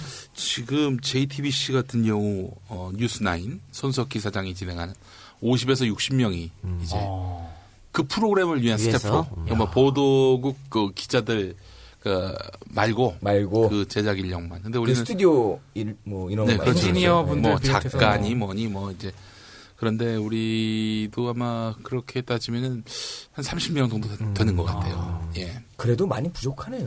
거기 비하면. 그럼요. 그러니까 무엇보다도 다른 방송은 인프라가 있잖아요. JTBC만 해도 중앙일보라는 인프라 무시 못 하고요. 다른 방송도 일단 기본적으로 먼저 뉴스를 제작하는 그 경험들도 무시할 수 없는 것이고요. 근데 우리는 모든 게 다 새로운 경험 아닙니까? 그러니까 SBS나 YTN 같이 지금이 한 20년 넘었고 20년 다 돼가는 방송들이지만 처음에 시작할 때는 정말 그랬죠. 경험이 없다 보니까 그래서 근데 SBS의 한 관계자로부터 들은 얘기인데 기억하시겠죠? 93년에 네. 아시아나항공기가 그 전남 해남 네. 그 추락사고 말씀하시는 거예요? 추락하다 그 들이받은 거 아니에요? 네. 그 야산을. 네. 그래가지고 또 야산도 뭐 그 전경이 잘 보이는 곳이 아니라 숲을 타고 들어가야 볼 수 있는 그런 아주 오진 곳에 떨어진 거예요. 네. 네. 그런데 당시에 SBS가 개국하고 2년밖에 안 됐고 2년도 안 됐고 지역국이 없었고요. 네. 지금은 KBC 광주 방송이 있는데 없었고 심지어는 서해안 고속도로가 생기기 전이에요. 네. 어떻게 해야 되느냐. 서울 여의도 SBS에서 카메라 치고 목포로 내려가서 그 촬영을 해가지고 방송을 해야 되는 그런 상황이었는데 그때는 기동성이 많이 떨어졌거든요. 그때는 네. 시각이 오후 3시인가 4시인가 사고가 났는데 SBS는 남들보다 또 1시간 빠른 8시 뉴스란 그렇죠. 말이에요. 네. 화면이 없어 화면이. 지금이야 뭐 스마트폰으로 찍고 뭐 혹은 뭐 사진이라도 있고 아무것도 없었거든. 그냥 또 지역에 어떤 그 인프라가 있으니까 거기서 그때 연결하면 목포 되는데. MBC 걸 따서 할 수도 없고 그래 어떻게 했느냐. 그 스튜디오에 이제 앵커하고 기자가 나옵니다. 네. 그리고 목포 지도가 나오는데 그 지도에 불길이 막 올라오는 그림을 하나 붙여요. 네. 그래서 이 그림 한 장하고 스튜디오 사진하고 왔다 갔다 이렇게 해서 당시 프로그램을 현장 만들었다는 거 샷은 아니에요. 못 잡고요. 그렇죠. 그래서 그분에게서 들은 얘기 중에 또 재밌는 게 뭐냐면은 그 YS 때였는데 SBS가 갑자기 9시 뉴스를 한 적이 있었어요. 8시를 안 하고요. 8시 뉴스 하다가 그런 적이 있었어요. 그게 왜 그런 줄 아세요? 왜 그랬어요? YS가 모든 8시 뉴스고 9시 뉴스고 꼭 본다는 거야. 자기가 어떻게 나오나. 텔레비전에. 꼭 보는데 9시 뉴스는 KBS, MBC 둘 중에 하나를 골라서 봐야 되잖아. 네. 그러니까 모니터를 안 하는 언론들도 많이 있는 반면에 8시 뉴스 꼭 봐요. 제일 먼저 할 뿐더러 유일하게 8시 뉴스를 하니까. 부담스럽다. 그러니까 회장한테 맨날 전화가 오는 거야. 청와대로부터. 그러니까 회장이 스트레스 노이로제 받아가지고 안 되겠다. 방법 없나 해가지고 물타기다. 9시로 갔지. 9시로 가면 SBS 볼 일이 없거든. 아. KBS 아니면 MBC를 보니까 그래서 이제 그 뒤로 연락을 안 받았다. 그래. 원래 YS는 언론의 중심에 서야 되는 사람이기 때문에 네. 아침에 일어나서 제일 먼저 하는 게 신문에 내 이야기 나왔나 안 나왔나 그거 찾아보는 사람이에요. 글쎄 말이에요. 그러려고 대통령이 된 건지도 모르겠어요. 그래요. 원래 늘 모든 이 세상의 중심은 자기로 돌아가야 된다. 이렇게 생각하는 사람. 그래서 네. YS가 힘이 없고 네. 결국 정권을 내줄 그런 상황쯤에 다시 8시 뉴스로 돌아갔다. 네, 그런 아무리 일화가 우리가 있습니다. 예. 웃기다고 얘기를 해도 사실 그때 공중파의 위력은 무시를 못 하거든요. 근데 이제 점점 네. 그 위력이 약해진다기보다는 동일한 선상에서 경쟁하게 됐다. 그러니까 8시 뉴스든 9시 뉴스든 지상파 방송 뉴스도 이제는 모바일로 본다는 거죠. 거기에 이어서 그래서 아까 잠깐 쉬는 시간에 말씀드린 거를 이어서 질문을 드리면은 예. 국민 TV가 현재 지금 방송하는 채널은 모바일이잖아요. 그러니까 예. 온라인. 네. 어떤 온라인 시스템인데 여기에 대한 이 플랫폼에 대해서 한계를 얘기하는 분들 꽤 많이 있습니다. 그렇죠. 예, 그거에 대해서 어떻게 좀 뭐 극복 방안이라든지 계획이 있으신지. 언젠가는 케이블이나 네. 위성이나 뭐 IPTV나 이런 데 진출을 해야 되겠죠. 채널을 받는 방식으로. 지금은 그건 불가능해요. 네. 이제 우리 이 작가가 여자로 성전환을 하는 것만큼 어렵습니다. 애 아빠 그러지 마세요. 애 아빠 벌써 애 아빠야? 배에 있습니다. 배에. 배. 어떻게 바로? 우리도 하면 그렇습니다. 이 작년에 우리 셋째가 10월 24일에 났는데 이게 어떻게 됐느냐? 이제 그 2012년 12월에 박근혜가 당선되고 네. 바로 그 다음 날 주진우, 김어준이 외국으로 갔습니다. 네. 예. 김어준, 주진우가 1월쯤에 저를 잠깐 오라고 네. 프랑스로 오라고 초청을 했어요. 가서 뭐 회의 좀 하자고. 무슨 회의인지는 제가 설명을 못 드리는 사항이 네. 보안 사항이 네. 있는데 그래서 이제 우리 아내한테 얘기했죠. 저 프랑스에 한 일주일 갔다 오겠다 했더니 갑자기 탁동 같은 눈물을 흘리는 거야. 말은 그렇게 해도 이게 같이 튀는 거다 이거는. 같이 망명 가는 거다 이렇게 생각을 한 거지. 안 올지도 모른다. 그날 밤에 날짜가 정확하구나 이러면. 정확하네요. 네. 그래서 아니 온라인 플랫폼 얘기하라고 했더니 뭔. 아니 하여튼 뭐 그랬었는데 온라인 플랫폼. 네. 그래서 사실은 진출을 해야 되는데 이 TV 뉴스를 하려면은 일단 방송통신위원회 허가를 받아야 되고요. 허가 나오기 전에 이미 뭐 사업자 공모가 나와야 되는데 사업자 공모가 나올 가능성도 없고 허가를 해줄 리도 없고 기존의 채널을 인수할 방법도 없고 천신만 고 끝에 된다 하더라도 우리 방송통신심의위원회가 날마다 시비를 걸 것이 분명하기 때문에 그렇죠. 이런 부당한 구조 속에서는 이건 뭐 의미가 없다 이렇게 판단을 해서 그래요. 그럼 그건 그렇고 저거 하나 물어봅시다. 어쨌든 방송을 만들면 돈이 있어야 됩니다. 예. 지금 국민TV 같은 경우 어쨌든 국민들이 십시일반 모아준 돈으로 개국했고 시작한 단계인데 다른 데서 돈 들어올 구멍이 없잖아요. 그렇죠? 뭐 광고 이 빼고는 그러니까 어떻게 보면 많이 걱정하시는 분들도 있어요. 이렇게 계속 자본 잠식을 가면 나중에 어떻게 되냐 이런 걱정도 하시거든요.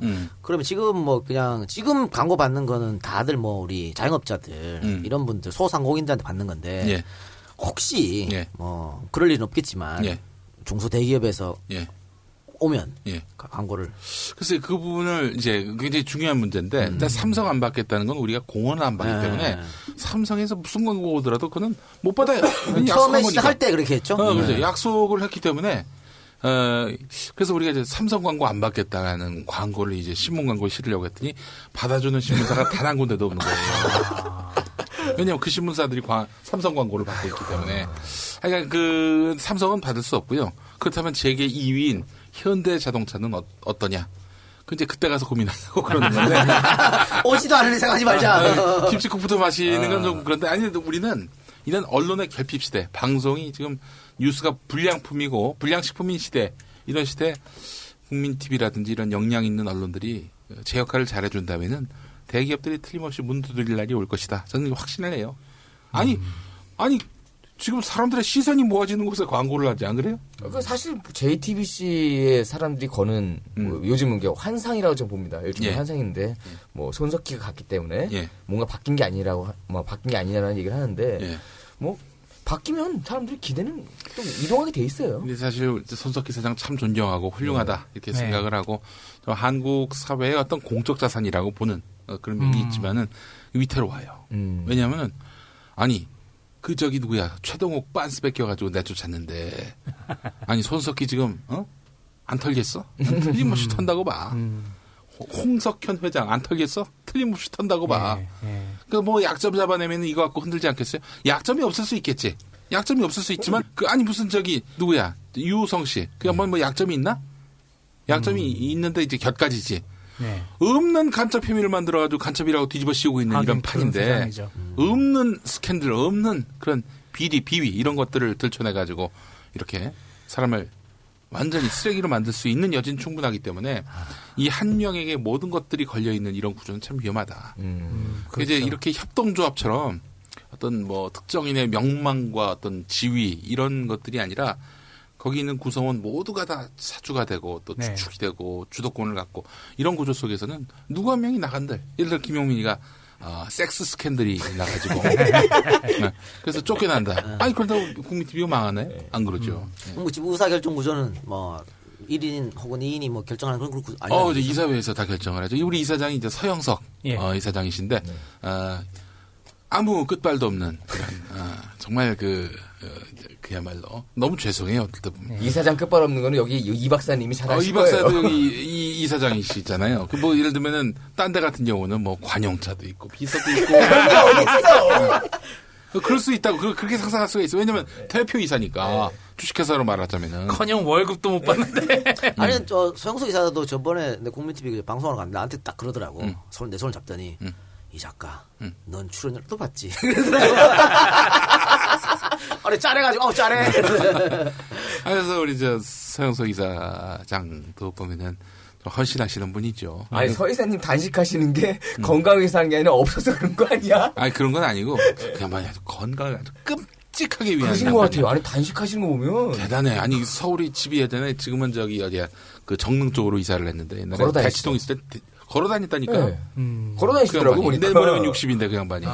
그러니까 아니 그렇게 안 보이세요. 그러니까 여러분들 저 지금 방송이 계속 가다가 산으로 가는데 이해해 주실 필요가 있는 게 뭐냐면 우리가 오늘 준비 안 하고 그냥 막 불렀거든요.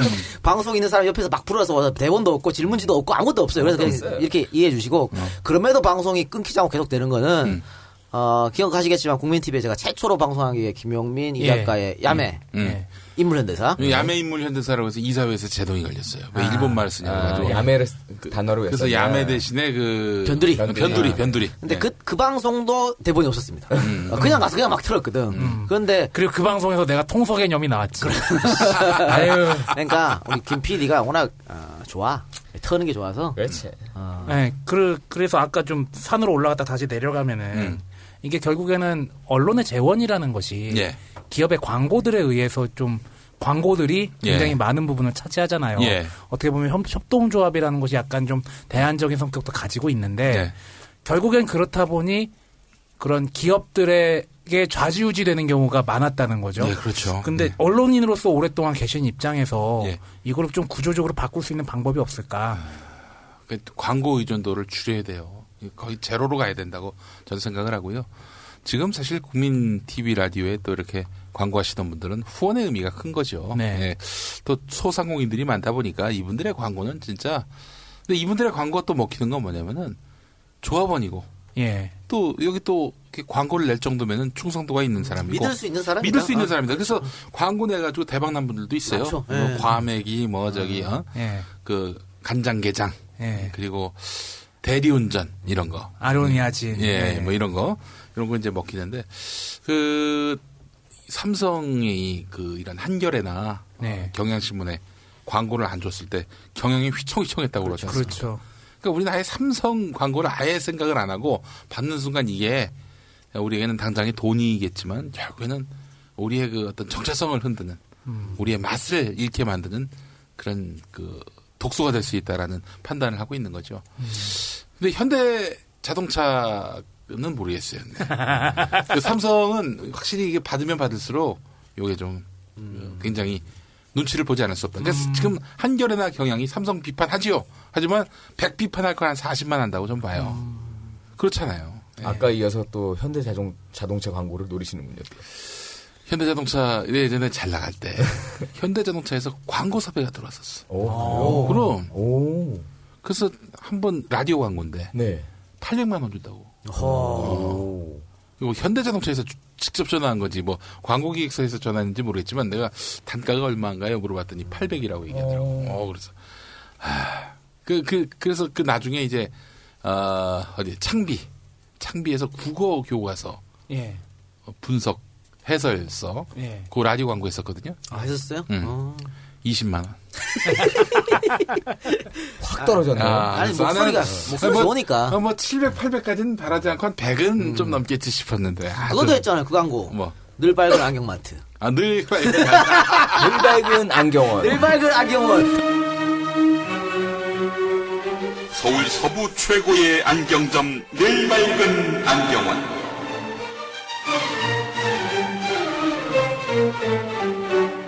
우리나라 최고의 안경사의 산실, 동남보건대학이 배출한 안경계 헬리콥터 황봉할 선생의 정성과 혼이 담긴 늘 밝은 안경원.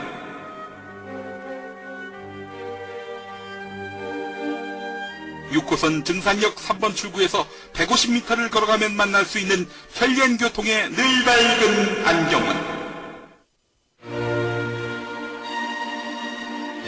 괜히 차를 몰고 와 주차장이 어딨냐고 꼬장부리거나 남의 카드로 결제하거나 외상을 하면 존나게 욕을 먹는 늘 밝은 안경원. 모든 구매 고객들의 렌즈와 안경 아래 고마워 개새끼들아 라고 친필 사인을 남겨주는 늘 밝은 안경원.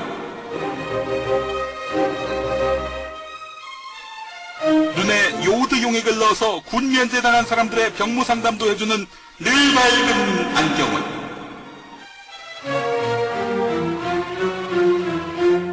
늘 여러분 곁에 있겠습니다. 6호선 증산역 근처 늘 밝은 안경원. 그거 우리 김 PD 목소리야. 우리 황봉형 형님의 저기 형님이 안경계 하시는 헬리콥터. 농남 보건 전문대가 그래, 2003년에 만든 거예요. 예. 참 옛날 생각 많이 나네요. 예. 국민 TV가 글쎄 앞으로 계속 나가실 거 아닙니까? 그렇죠. 그러니까 이렇게 의심하는 분들이 있어요. 자, 그러면 뭐 정권이 바뀌었다. 예. 그때는 어떻게 할 것이냐?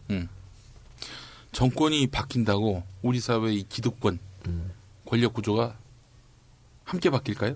천만의 말씀이 조중동은 여전히 이 사회 메인스트림이 될 것이고 네. 권력과 자본은 여전히 그 꽈리를 틀 것이고 그렇게 해서 목 조를 것이고 그러니까 정권을 예를 들어서 그 우리가 반대하지 않는 곳에서 준다고 한들 이게 언론의 기능을 더 이상 수행할 필요가 없다. 이러면 그때부터는 그건 말 그대로 진영 방송이죠. 저희는 뭐 이런 얘기 많이 해요. 친노 성향이다. 혹은 종북이라는 얘기는 안 하지. 친노라는 얘기를 많이 하는데 친노? 친노동자라면 동의하겠는데 친노무현이 아니다라고 말할 수는 없어요. 근데 특별히 반노를 해야 될 이유를 모르겠어. 그래. 아니 공과과에 대해서 노무현 대통령 시절에 공과과에 대해서 이렇게 객관적으로 분석을 하고 평가하고 그래서 신자유주의를 촉진시키고 혹은 이 고용시장의 어떤 그런 해고를 자유롭게 하는 이런 식의 노동정책 이런 것들에 대해서는 그거에 대해서 거침없이 비판을 하고 있거든요. 그런데도 불구하고 우리 서영석 이사장이 성향이 친노다. 그 양반이 친노해가지고 노무현 대통령 시절에 감투 하나 쓴 거 있습니까? 없죠. 돈 받은 것도 없어요. 네. 노무현 대통령 담 넘어가서 항상 밤마다 만난다 그런 소문도 있었는데 딱 한 번 만났다고 합니다. 예. 아니 우린 노무현 얼굴도 못 봤어요. 그래도 우린 진도 방송이에요. 나는 유세 때 어디야 전자상가 와서 유세하는 거 그때 한 번 봤어. 그러니까 이제 우리가 문재인한테 커피라도 얻어 먹어본 적이 있어. 뭐 있어? 근데 이거는 그냥 내가 봤을 때는 욕하려고 그런 것 같고 왜냐면 난 오리는 얻어 먹어봤어. 우리가 이번에 오거돈 후보 부르라 했잖아요. 네. 내가 오거돈 후보를 부르면 이제 우리 보고 친노라고 욕은 안 하겠다 생각했거든. 왜냐면 오거돈 후보가 계속 안철수 사람이다 이런 얘기가 많았었잖아요. 네. 많았고 이랬는데 오거돈 후보 부른다 그러니까 또 뭐라 했냐면 니네 안철수 후보 무소 소개를 안 된다 그러는데 이제는 왜 무소 소개 또 이렇게 까더라고. 그러니까 여기에 맞춰서 여기에 까고 저기에 맞춰서 여기에 까고 그러니까 일부러 그렇게 하려고 그런 것 같아서 이제는 그 문제에 대해서 신경 안 쓰는 거죠. 악플을 진짜 많이 받아봐야 악플로부터 초연해질 수가 있는 것 같아. 나는 YTN에서도 사람 불러다 놓고 김용민이 때문에 항상 선거에서 망한다. 이지랄 떤다는 거야. 얘기 들어보니까. 내가 보질 않으니까 모르겠는데. 그런 식의 국민 껌이 돼야 앞으로서 좀 자유로울 수 있지 않겠는가. 저는 좀 가벼운 질문 하나 드릴게요. 네. 술 안 드시더라고요. 저희 술자리에서 몇 번 뵀잖아요. 네. 근데 거의 술 안 드시고 식사 위주의 공격적인 식사를 하시잖아요.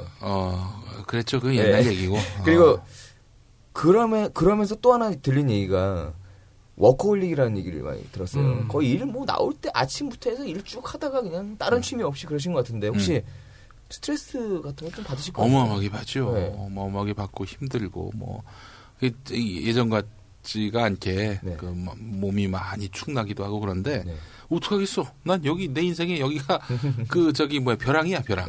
여기 망하면은 난 이제 끝나는 거야. 나중에 정권 바뀌고 MBC에서 국장급으로 오라 가는 거 아니에요? 내가 잠깐 흔들렸어 지금. 형님 잠깐 흔들렸어요 지금. 내가 이젠 남 밑에 들어갈 때는 아닌 것 같다 생각이 듭니다. 사장을 시키면 모르겠지만 내가 그런 복잡한 조직에 들어가서 시켜주지도 않겠지만은 그거 하기보다는 저런 건 한번 해보고 싶어요. 뭐냐면은 드라마 작가가 한번 돼보고 싶어. 드라마 작가가. 어떤 걸 써보고 싶어요? 19금. 요즘 열심히 쓰고 있어요. 우리 국민 라디오에서. 요즘 뭐하고 특정. 새로운 프로 준비하세요? 대중형 이야기 쓰고 있. 그건 1, 2월 얘기고 지금 뭐냐면 암살자들이. 암살자들. 뭐냐면은 이제 매일 한 명씩 죽여요. 라디오 드라마의 속성상 에피소드가 호흡이 15분 안에 다 해결돼요. 그래서 이제 한 번은 이제 인터넷 논객인데 깝죽대는 사람 파묻어 버렸고. 그리고 이 지하철 참사 유가족 변씨입니까? 예? 변씨입니까? 아니 거기서 이제 고씨로 나오고 논객이야. 그리고 이제 일자라는 그런 구청장에게 말도 안 되는 틱틱거리는 어떤 여성 의원 굶어서 죽이고 그리고 이제 지하철 참사로 돌아가신 그런 분들의 유가족들을 비하하고 비난한 어떤 방송사 중견 간부는 두 팔 잘리고 두 다리 잘려서 그렇게 변사체로 발견된 아주 끔찍한 드라마를 요즘 만들고 있는데 예. 근데 김 PD가 그 센스는 굉장히 뛰어나신 것 같아요. PD로서. 그거 좀 썩히지 말고 좀 계속해서 활용 좀 해주시기 바랍니다. 그래서 그런 건 했어야 되는데 정치를 내가 괜히 했어. 근데 내가 이런 얘기를 하고 싶어. 정치하고 싶은 분들은 강한 게 옳은 것을 이긴다라는 점을 인식하고 자기 선거로 알고 가야 된다. 이제 지금 난 일배 현상이나 이런 것들을 어떻게 보냐면요. 일배들은 왜 일배가 생겼느냐? 자발적 협력자라고 보는 거야. 이쪽이 계속 이기니까 이기는 편 우리 편이야, 얘네들은. 그러니까 일배를 없애는 가장 좋은 방법은 사이트를 폐쇄하는 게 아니라 이쪽에서 집권하면 돼요.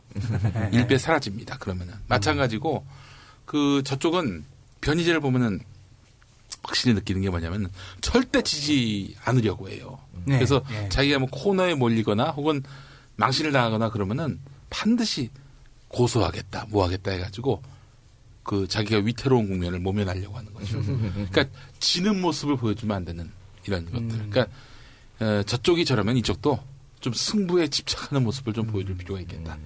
정치하려는 분들에게 그런 조언은 제가 하고 싶습니다. 그런데 이야기 계속 들어보니까 출마 한번 하셨던 거에 대해 좀 계속 후회를 하신 것 같네요.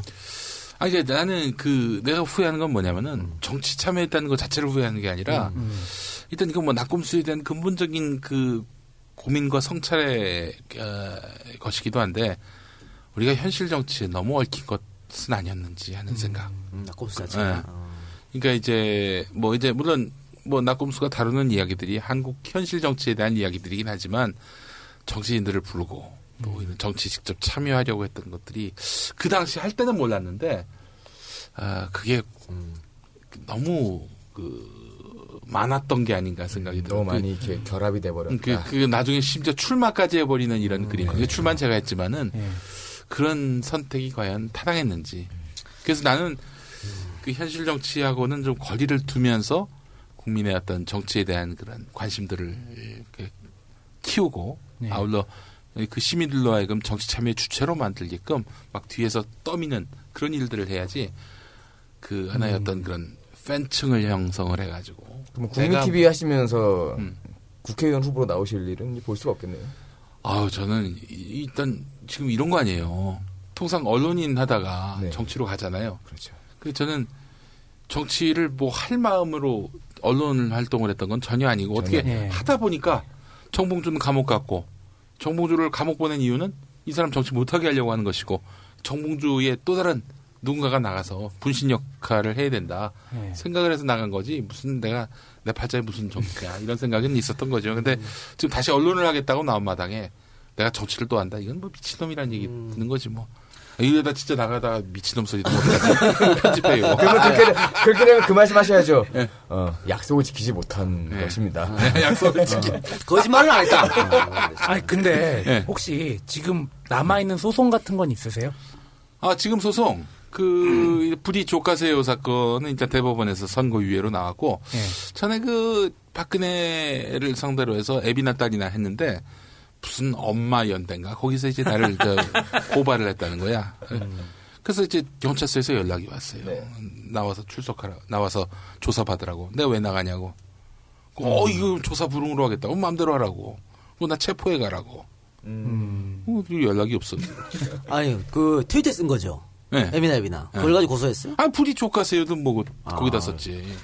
그리고 엄마 얘기 나온 김에 아까도 말씀하셨지만 새아이 아버지인데 또 그런 타이밍이 있었고 혹시 더 출산을 자제분을 가질 계획은 있으세요? 부인이 안 해줘요 요즘에. 혹시나 그런 일이 발생할까봐 안 해줘. 그래서 아주 고독한 마음을 보내고 있습니다. 워커홀릭에 빠진 게 그 이유 아닙니까? 발산 못하니까 일만 하자. 그리고 여세를 몰아서 이렇게 워커홀릭으로 이제 아이 아버지고 그런 상황에서 논문도 개신교 관련 논문을 쓰셨고. 네, 썼는데 네. 그게 뭐 통과가 될지는 모르겠어요. 네, 그리고 그건 그렇고 표절은 안 했죠. 표절. 아니 그 표절을 하면 얼마나 망신이에요. 그러니까 아직은 지금 통과가 되지 않은 상태니. 네. 한번 다시 한번 꼼꼼히 따져봐야죠. 왜냐면 각주는 굉장히 열심히 달았거든. 네. 변희재가 눈을 보륵 뜨고 쳐다보면서 몰라요. 근데 그놈한테 심사받는 건 아니니까. 그좀 빼주시고. 네. 그리고 한국교회가 부끄럽다. 제목은 논문 제목은 한국 보수 정치의 개신교적 기원. 예. 아니 그러니까 그 책도 이제 교회 관련된 거 쓰셨는데. 네. 그리고 일요일마다 한때 교회도 하셨고 지금도 해요. 지금도. 예, 지금도 하시고 그 신학자나 목회자 쪽으로 가실 생각은 없으신가요? 그런 마음은 추워도. 아니 지금 그 일을 하고 있는 건 한데 목사 타이틀을 따는 일은 부적절한 것 같아요. 왜냐면은 지금 평신도 중심의 교회가 이제 만들어졌는데 제가 거기 무슨 책임자나 대표는 아니고요. 민주적입니다, 아주. 이렇게 평신도도 강단에 서서 설교할 수 있고 이런 구조가 돼야 한다고 저는 생각을 하고 목사 자체가 하나의 어떤 권위체가 되고 이런 것들은 제가 바라는 상이 아니기 때문에 공격은 없었어요? 그거 안 해도 공격하니까 얼마든지 지금도 충분하다. 지금 개신교가 얼마나 욕을 먹습니까? 이 사람들이 날 공격하면은 난 고마워. 그러면 그럴수록 사람들이 더 오거든. 그러니까 좀 교회야말로 저를 앞으로 좀 더 많이 씹어주셨으면 좋겠다 이런 생각이 들고. 예수를 위한 교회, 낮은 자를 위한 교회가 돼야 되는데 요즘은 교회를 위한 교회, 목사를 위한 교회가 돼버린 것 같아서 좀 안타깝고. 그렇습니다. 서세원 씨도 목사하는 방법이 세원이 형이 그 교회 할 때 한번 갔었어요. 근데 그 부인 서정희 전도사.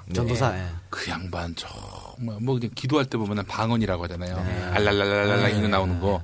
그냥 무슨 기도하자마자 알랄랄라가 나오는 거야 그 양반은. 전 그게 안 돼가지고 예전에 립싱크 했었는데. 립싱크를 했었어? 옆에 다 하더라고요. 전 안 돼가지고 그냥 립싱크 했어요. 꼴려.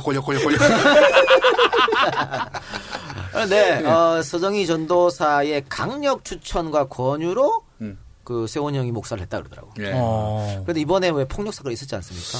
그 전에 앞서서 교회 문을 닫았다는 게 좀 걱정이 되더라고. 이게 서정희 전도사가 그걸 바라지 않을 텐데. 내막은 몰라요 전혀. 근데 내가 봤을 때 안타까워요. 제가 서세원 목사가 이제 무슨 이승만 영화 만든다고 했을 때도 참 양반 왜 그런 일을 할까 안타까운 마음이 있었지.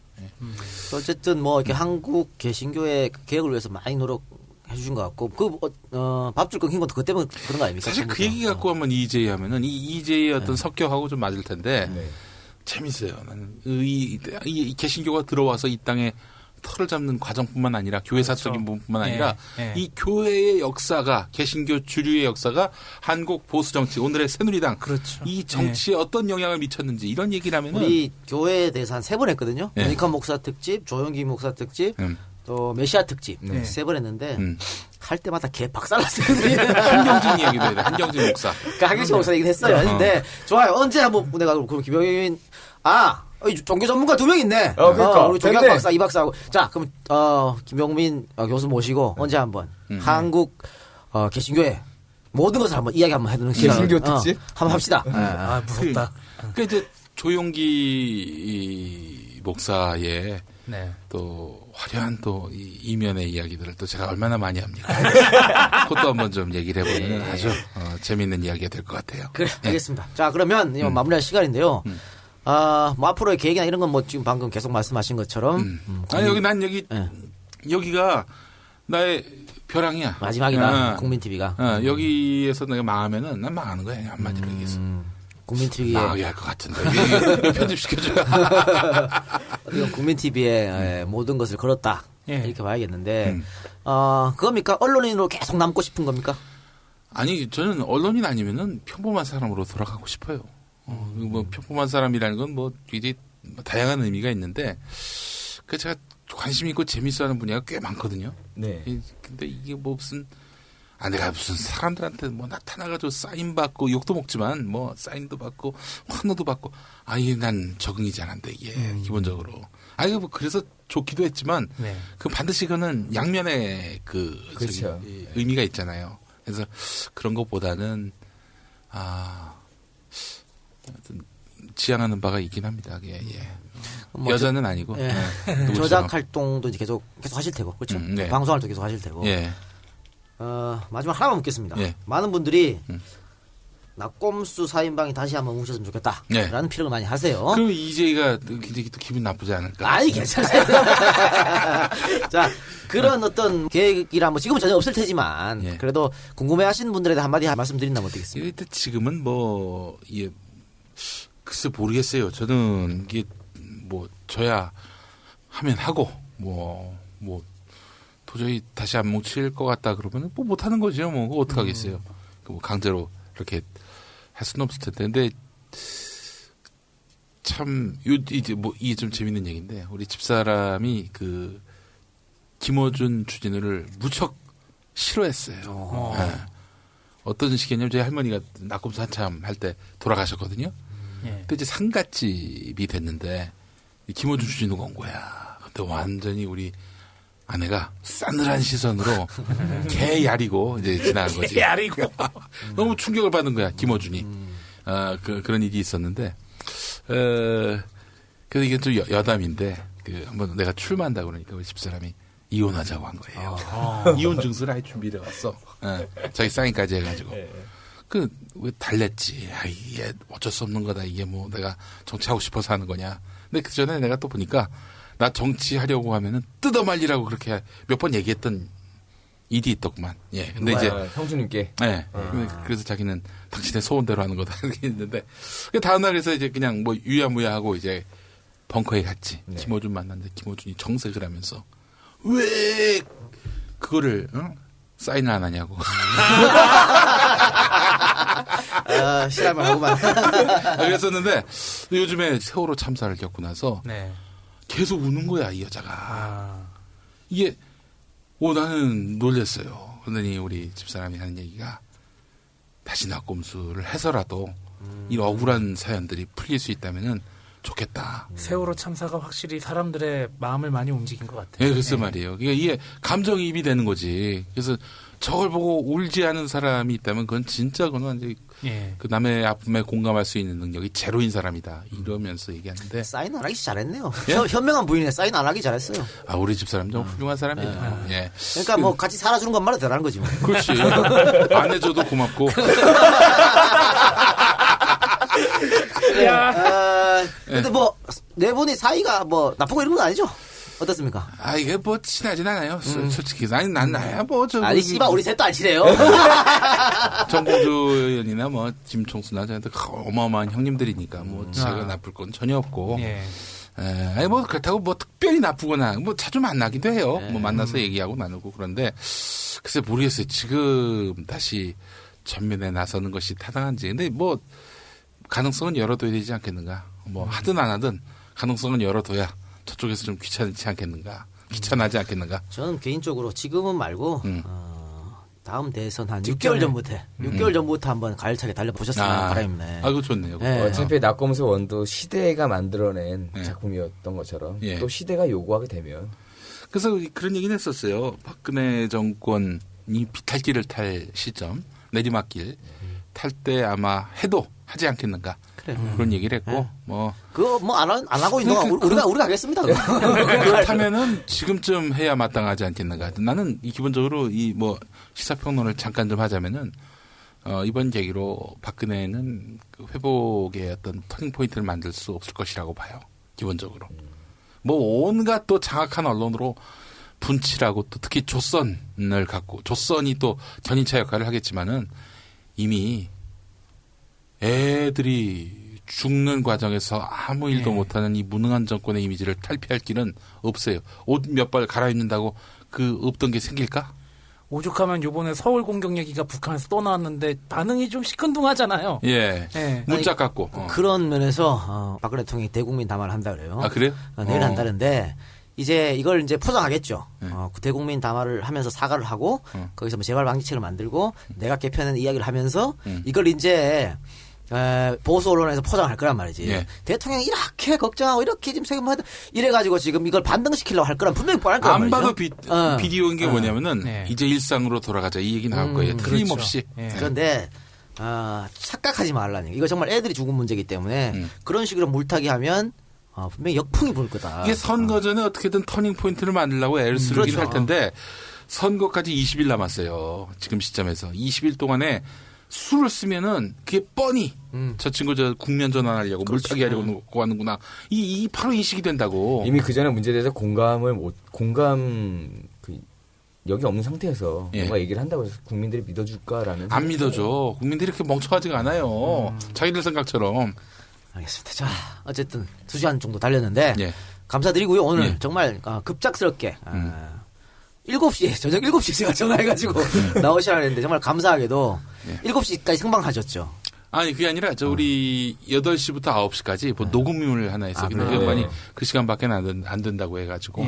그래서 제가 7시 5분쯤에 바로 전해서 좀 죄송한데 부탁드리니까 또 흔쾌히 와주셔서 너무 감사드리고요. 정말 감사합니다. 밖에 보니까 말이죠. 손님을 다 내쫓았네 내가. 감사하고 자 마지막으로요. 우리 EJ 팬 여러분들께 한마디만 해주시고 이 말씀 나오신 김에 그 EJ 좀 들어요 국민TV 쪽에서? 근데 분들 많이 계시죠. 우리 직원들도 많이 들으시고. 우리 또 김용민 교수님, 김용민 PD님은 EJ 좀 들으셨어요? 우리 경영은 세 분이 하시니까 안 듣는다는 건 거짓말이고. 아니 국민TV에 가니까 가면 우리 노종면 앵커부터 시작해서.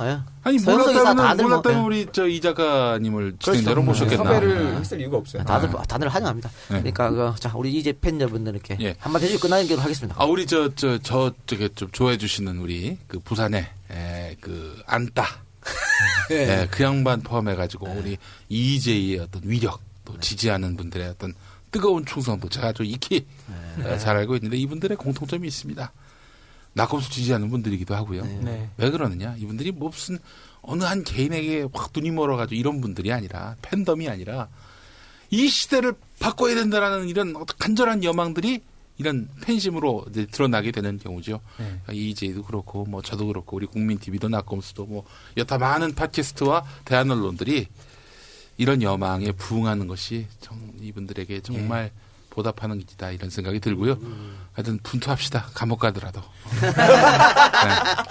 감사합니다. 자, 오늘 이 방송 이걸로 마치고요. 엔젤 펀딩 소개하면서 방송 끝내도록 하겠습니다. 일단 또 네이처 오다에서 또 상자 갖다 주셨고요. 그리고 또 커피 또 젊은 친구 또 우리 더치 IS에서도 또 커피를 갖다 주셨고요. 그리고 이제 엔젤 펀딩 소개하겠습니다. 박예정, 이민경, 골드문트, 라만차, 오모가리, 동양극장 감사합니다. 고맙습니다. 고맙습니다.